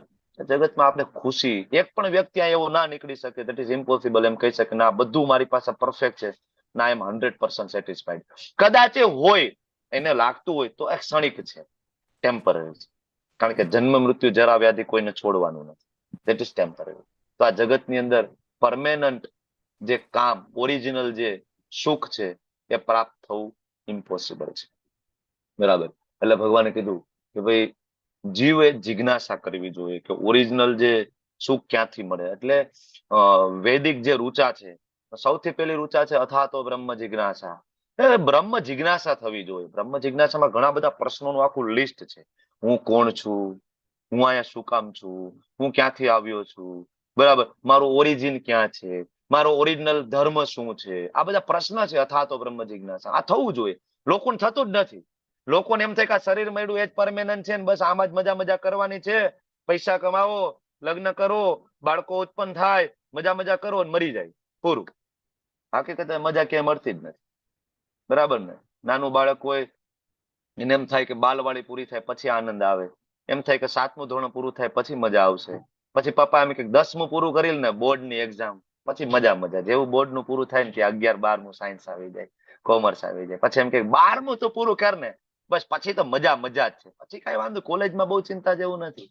બિચારો 11, 12માં ખૂબ મહેનત કરે ને કોલેજમાં આવે પછી ખબર પડે કે તો બધું ઇંગ્લિશ મીડિયમમાં છે, બહુ અઘરું છે, બરાબર. માંડ કરીને કોલેજમાં એટીકેટી સોલ્વ કરતો 3-4 વર્ષે કોલેજમાંથી બહાર નીકળે, કોલેજમાંથી બહાર નીકળીને મહા મોટો પ્રશ્ન આવીને ઉભો રહે કે હવે આ ડિગ્રીને લઈને જવાનું ક્યાં? નોકરી. સૌથી મોટો ઝળહળતો પ્રશ્ન આવે નોકરી, બેરોજગારી. બરાબર. ડિગ્રી કાંઈ કોઈ કામ કાંઈક કરવું પડે. લાયકાત, ડિગ્રીની લાયકાત મુજબ તો 50,000ની સેલરી હોય, પણ કામ કરવું પડે 10,000ની સેલરીમાં. સંતોષ નથી મળતો. બરાબર. માંડ કાંઈક કોઈ વ્યક્તિ થોડોક સેટ થતો હોય ત્યાં લગ્ન તો કરવા પડે. મજા છે ભાઈ લગ્ન પછી તો. બરાબર. લગ્ન કરાવે પછી કેટલી મજા તમને ખબર છે. લગ્ન થાય, બાળકો આવે, આખી એક સાયકલ, ભરણ પોષણ, એનું પાછું એજ્યુકેશન, એમ કરતા કરતા આપણે આમનામ વૃદ્ધ થઈ જાય. ખરેખર ક્યાંય આપણે આનંદ પ્રાપ્ત નથી થતો. એ આનંદ તો એવું છે કે બે દુઃખની વચ્ચેનો જે નાનો એવો જે ભાગ આવ્યો ને, સોમ થી શનિ સુધી હેરાન થાય, પણ નાનો એક વચ્ચે રવિવાર આવે ને આપણે માની લઈએ કે આનંદ છે. સૂક્ષ્મ ભાગ ખાલી વચ્ચે આવે આનંદ, એ ટેમ્પરરી છે. તો આ જે કામ અહીંયા પૂરો થતો નથી. ખરેખર એ કામ, એ ક્રોધ ભગવાનની સેવામાં વાપરવો જોઈએ. હનુમાનજી વાપર્યો હતો ને, હનુમાનજી એ જ કામ, બરાબર, ઈચ્છા રામચંદ્રજીની ઈચ્છા પૂરી કરવા માટે વાપરી. એ ક્રોધ રામચંદ્રજીની ઈચ્છા પૂરી કરવા માટે વાપરી. તો આ કામ બધામાં એક સરખો હોય કે કઈ ઓછો વધારે હોય, એવો અર્જુનને પ્રશ્ન થયો તો ભગવાને કીધું કે નહીં અર્જુન, બરાબર, આની માત્રા કઈ રીતના હોઈ શકે? કે ઉદાહરણ આપ્યું કે અગ્નિ ધુમાડાથી, દર્પણ ધૂળથી, ભ્રૂણ ગર્ભાશયથી, બરાબર. અગ્નિ ધુમાડાથી હોય, તમે ફૂંક મારો, ધુમાડો નીકળી દૂર જતો રહે, અગ્નિ પ્રગટ થાય. એટલે કોઈ વ્યક્તિની ચેતના ઉપર કામનું જો આવરણ ઓછું હોય તો તમે એને એક વખત લેવલ 1, 2 માં લઈ આવો ને તો ધીમે ધીમે કરીને ભક્ત બની જાય. બરાબર. અને કોઈ વ્યક્તિ છે દર્પણ ધૂળથી, અરીસોને સાફ કરવો વધારે મુશ્કેલ છે ને, બરાબર, તો કોઈ વ્યક્તિને વધારે તમારે પ્રેચિંગ કરવું પડે, કેટલી વખત લાવવો પડે, બરાબર. ટૂંકમાં અલગ અલગ પ્રકારની જે ચેતના છે, અગ્નિ ધુમાડાથી એટલે મનુષ્યની જે ચેતનાની વાત કરે છે, દર્પણ ધૂળથી એટલે પ્રાણી મુજબની ચેતના, અને ભ્રૂણ ગર્ભાશયથી આવૃત હોય મતલબ એની જે ચેતના વૃક્ષ સમાન. ભ્રૂણ છે 9 મહિના પહેલા માતાના ગર્ભમાંથી બહાર નીકળી શકે નહીં. એમ ઘણા એવા વ્યક્તિ હોય, ગમે એટલો પ્રચાર કરો, ગમે એટલી ભગવદ્ ગીતાનું આપે, એમાંથી 9 મહિના પહેલા એના જે કર્મોના ફળમાંથી બહાર નીકળે પછી જ આવે. તો જેટલું કામનું પ્રમાણ, જેટલી ડિગ્રી, આ ડિગ્રી છે એકચ્યુઅલી, બરાબર, degree 1, degree 2, degree 3, degree 3rd ડિગ્રીમાં કોઈ હોય એને તમારે કૃષ્ણ ભાવના વૃત્તમાં લાવો, એ વેરી ડિફિકલ્ટ. ભગવાન પોતે એમ કે છે કામનું આવરણ. તો અલગ અલગ કામના જે લસ્ટના જે આવરણ છે, બરાબર, તો એને કૃષ્ણ ભાવના વૃત્તમાં લાવવામાં એટલું ડિફિકલ્ટ છે લાવવા માટે. તો એ રીતે જ્ઞાની જીવાત્માની જે શુદ્ધ ચેતના કઈ છે? જીવેર સ્વરૂપ હોય કૃષ્ણ નિત્ય દાસ, આ શુદ્ધ ચેતના, એને કામરૂપી સનાતન સંતૂર દ્વારા ઢંકાઈ ગઈ. હમણાં મેં કીધું એમ કે દૂધની અંદર આમલી પડી ગઈ, દૂધ બગડી ગયું. તો આ કામરૂપી જે સનાતન શત્રુ દ્વારા ઢંકાઈ જાય, અને એ કામ કદાપી સંતોષ નથી થતો, કારણ કે આ જગતમાં કામ સંતોષ થાય નહીં. બરાબર. તથા અગ્નિની જેમ સતત બળતો રહે છે, ભગવાન કહે છે. બરાબર. તો આ જગતમાં કામ ક્યારે સંતોષ ના થાય. અને તાત્પર્યમાં ઉદાહરણ પણ પ્રભુપાદ સમજાવે છે કે આ કામ એટલે કેવું કામ છે. ધારો કે કોઈ વિચાર કરો કે અગ્નિ પ્રજ્વલિત છે, એમાં તમે પેટ્રોલ નાખો તો અગ્નિ એમ કે બસ બસ બસ બસ, હવે પેટ્રોલની જરૂર નથી, બસ બસ હું પ્રજ્વલિત થઈ ગઈ. અગ્નિ કોઈ દિવસ એવું કે નહીં. ઉપનિષદમાં કામને તળિયા વગરના લોટા સાથે સરખાવ્યું છે. કામ તળિયા વગરનો લોટો, તળિયા વગરનો લોટો હોય, એમાંથી આખો સમુદ્રને પસાર કરી દો ને તો પણ એ લોટો ભરાતો નથી. એવી રીતના કામ છે ને, ગમે એટલી ઈચ્છાઓ પૂરી કરી લો ભૌતિક જગતની અંદર, કે ક્યારે સંતુષ્ટ થતો નથી. અચ્છા, તો હવે આ કામનું તમે કહી દીધું છે, પ્રમાણ કહી દીધું છે, આનું લોકેશન, સરનામું તો કયો, ક્યાં રહે છે આ કામ? પકડીને મારવો છે, ક્યાં રહે છે? તો ભગવાન કે ઇન્દ્રિય, મન અને બુદ્ધિ આ કામના નિવાસસ્થાન છે, સરનામું છે આનું. બરાબર. અને એમના દ્વારા કામ જીવાત્માના વાસ્તવિક જ્ઞાનને ઢાંકી દે છે, મોહિત કરે છે. સરનામું આપ્યું. ક્યાં રહે છે ભાઈ?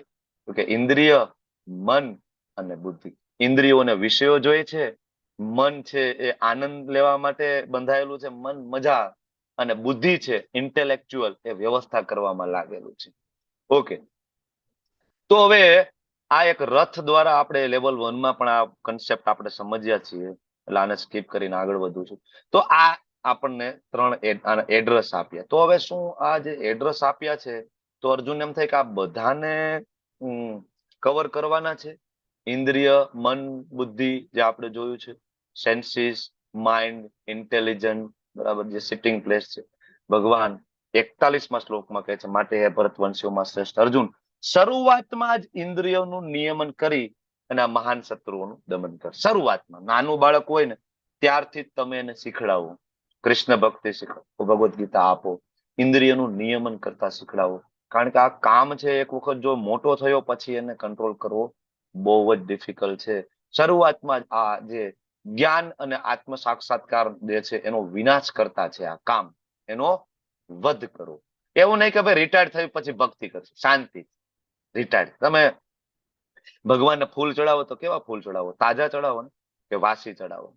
કરમાઈ ગયેલા ફ્રેશ ચડાવીએ ને, ફ્રેશ. તો આ પણ એક ફૂલ છે આપણું શરીર.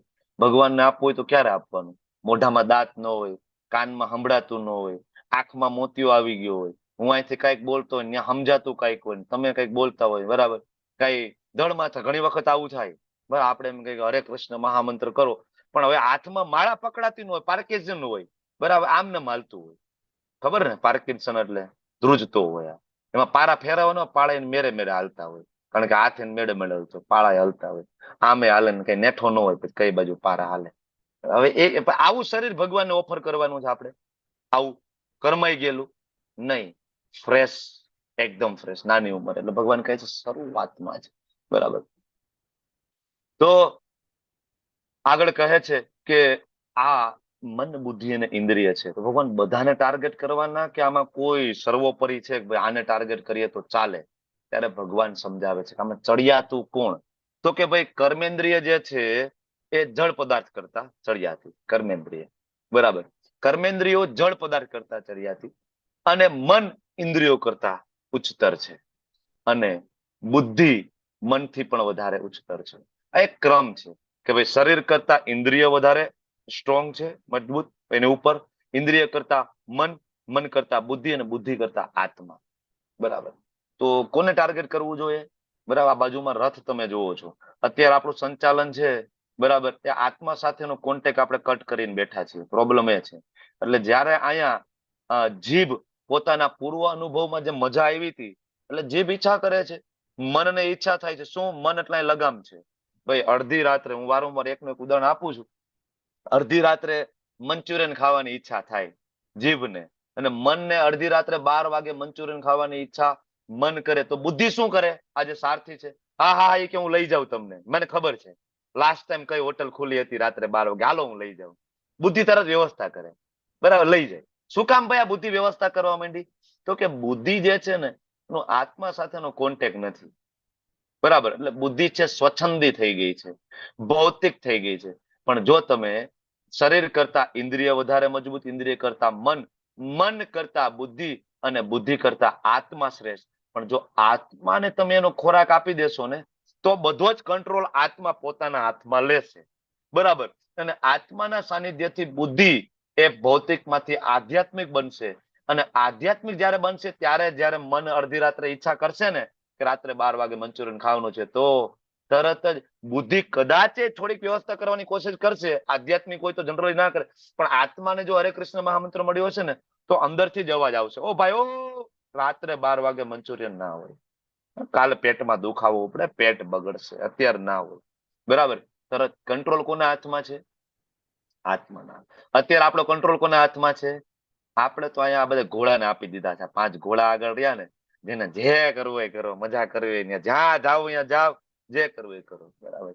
તો આજે સમજવાની જે બુદ્ધિનું લેવલ છે, બરાબર, બ્રહ્મ પૂછ તરીકે એને ઓળખાય છે શાસ્ત્રમાં, બરાબર. શારીરિક સ્તર ઉપર હોય, અમુક કામુક સ્તર ઉપર હોય, એની ઉપર માનસિક સ્તર હોય, એની ઉપર બૌદ્ધિક સ્તર હોય, છેલ્લે આનંદમય એટલે કે આધ્યાત્મિક સ્તર. આની ચર્ચા આપણે લેવલ 1 માં કરી ચુક્યા છીએ, તમને લોકોને યાદ હશે, એટલે આ પાછું આપણે ડિટેલમાં નથી લેતા. અને છેલ્લા શ્લોકની અંદર કહે છે કે એ રીતે મહાબાહુ અર્જુન, મનુષ્ય પોતાને ભૌતિક ઇન્દ્રિય, મન તથા બુદ્ધિથી પર જાણવું જોઈએ. આપણે આ ઇન્દ્રિય, મન અને બુદ્ધિ નથી, પેલી વસ્તુ. આત્મા આનાથી જુદી આઈડેન્ટિટી છે. મન, બુદ્ધિ ને અહંકાર, એ તો એ સોફ્ટવેર આપને મળ્યો છે. ભોગ ભોગવવાની કામનાના કારણે શરીર એ જળ, જળ શરીર, સૂક્ષ્મ શરીર, જેમાં મન, બુદ્ધિ, અહંકાર અને એક આત્મા, આનું કોમ્બિનેશન થયું. ભગવાન કે પણ આનાથી પરે જાણવું જોઈએ કે આપણે આ નથી, અને મનને વિવેકયુક્ત આધ્યાત્મિક બુદ્ધિમાં સ્થિર કરવું જોઈએ. આધ્યાત્મિક બુદ્ધિ ક્યારે થાય? વિવેકયુક્ત હોવી જોઈએ અને આધ્યાત્મિક હોવી જોઈએ. આધ્યાત્મિક બુદ્ધિ ત્યારે થાય કે જ્યારે સાધુ, ગુરુ અને શાસ્ત્રના શરણે જાય આપણે. ત્યારે આપણી બુદ્ધિ કેવી થાય? આધ્યાત્મિક. અને આધ્યાત્મિક બુદ્ધિમાં સ્થિર થાય, બરાબર, ત્યારે આધ્યાત્મિક શક્તિ પ્રાપ્ત થાય અને એના વડે સદા અતૃપ્ત કે અસંતોષી કામરૂપ જે શત્રુ છે એને જીતી લેવાય છે. શત્રુને, આ કામરૂપ શત્રુને જીતવો હોય તો આનો એક જ રસ્તો છે. શું? હાયર ટેસ્ટ મળે તો લોઅર ટેસ્ટ. બધા ખૂબ શાંતિપૂર્વક મને સાંભળ્યું. તમારો બધાનો આભારી છું. વાંછા કલ્પતરુભ્યશ્ચ કૃપા સિંધુભ્ય એવ ચ પતિતાનામ પાવનેભ્યો વૈષ્ણવેભ્યો નમો નમઃ. અનંત કોટી વૈષ્ણવ વૃંદ કી જય. શ્રીલા પ્રભુપાદ કી જય. ગ્રંથરાજ શ્રીમદ ભાગવતમ ભગવદ ગીતા ચૈતન્ય ચરિતામૃત રામાયણ જી કી જય.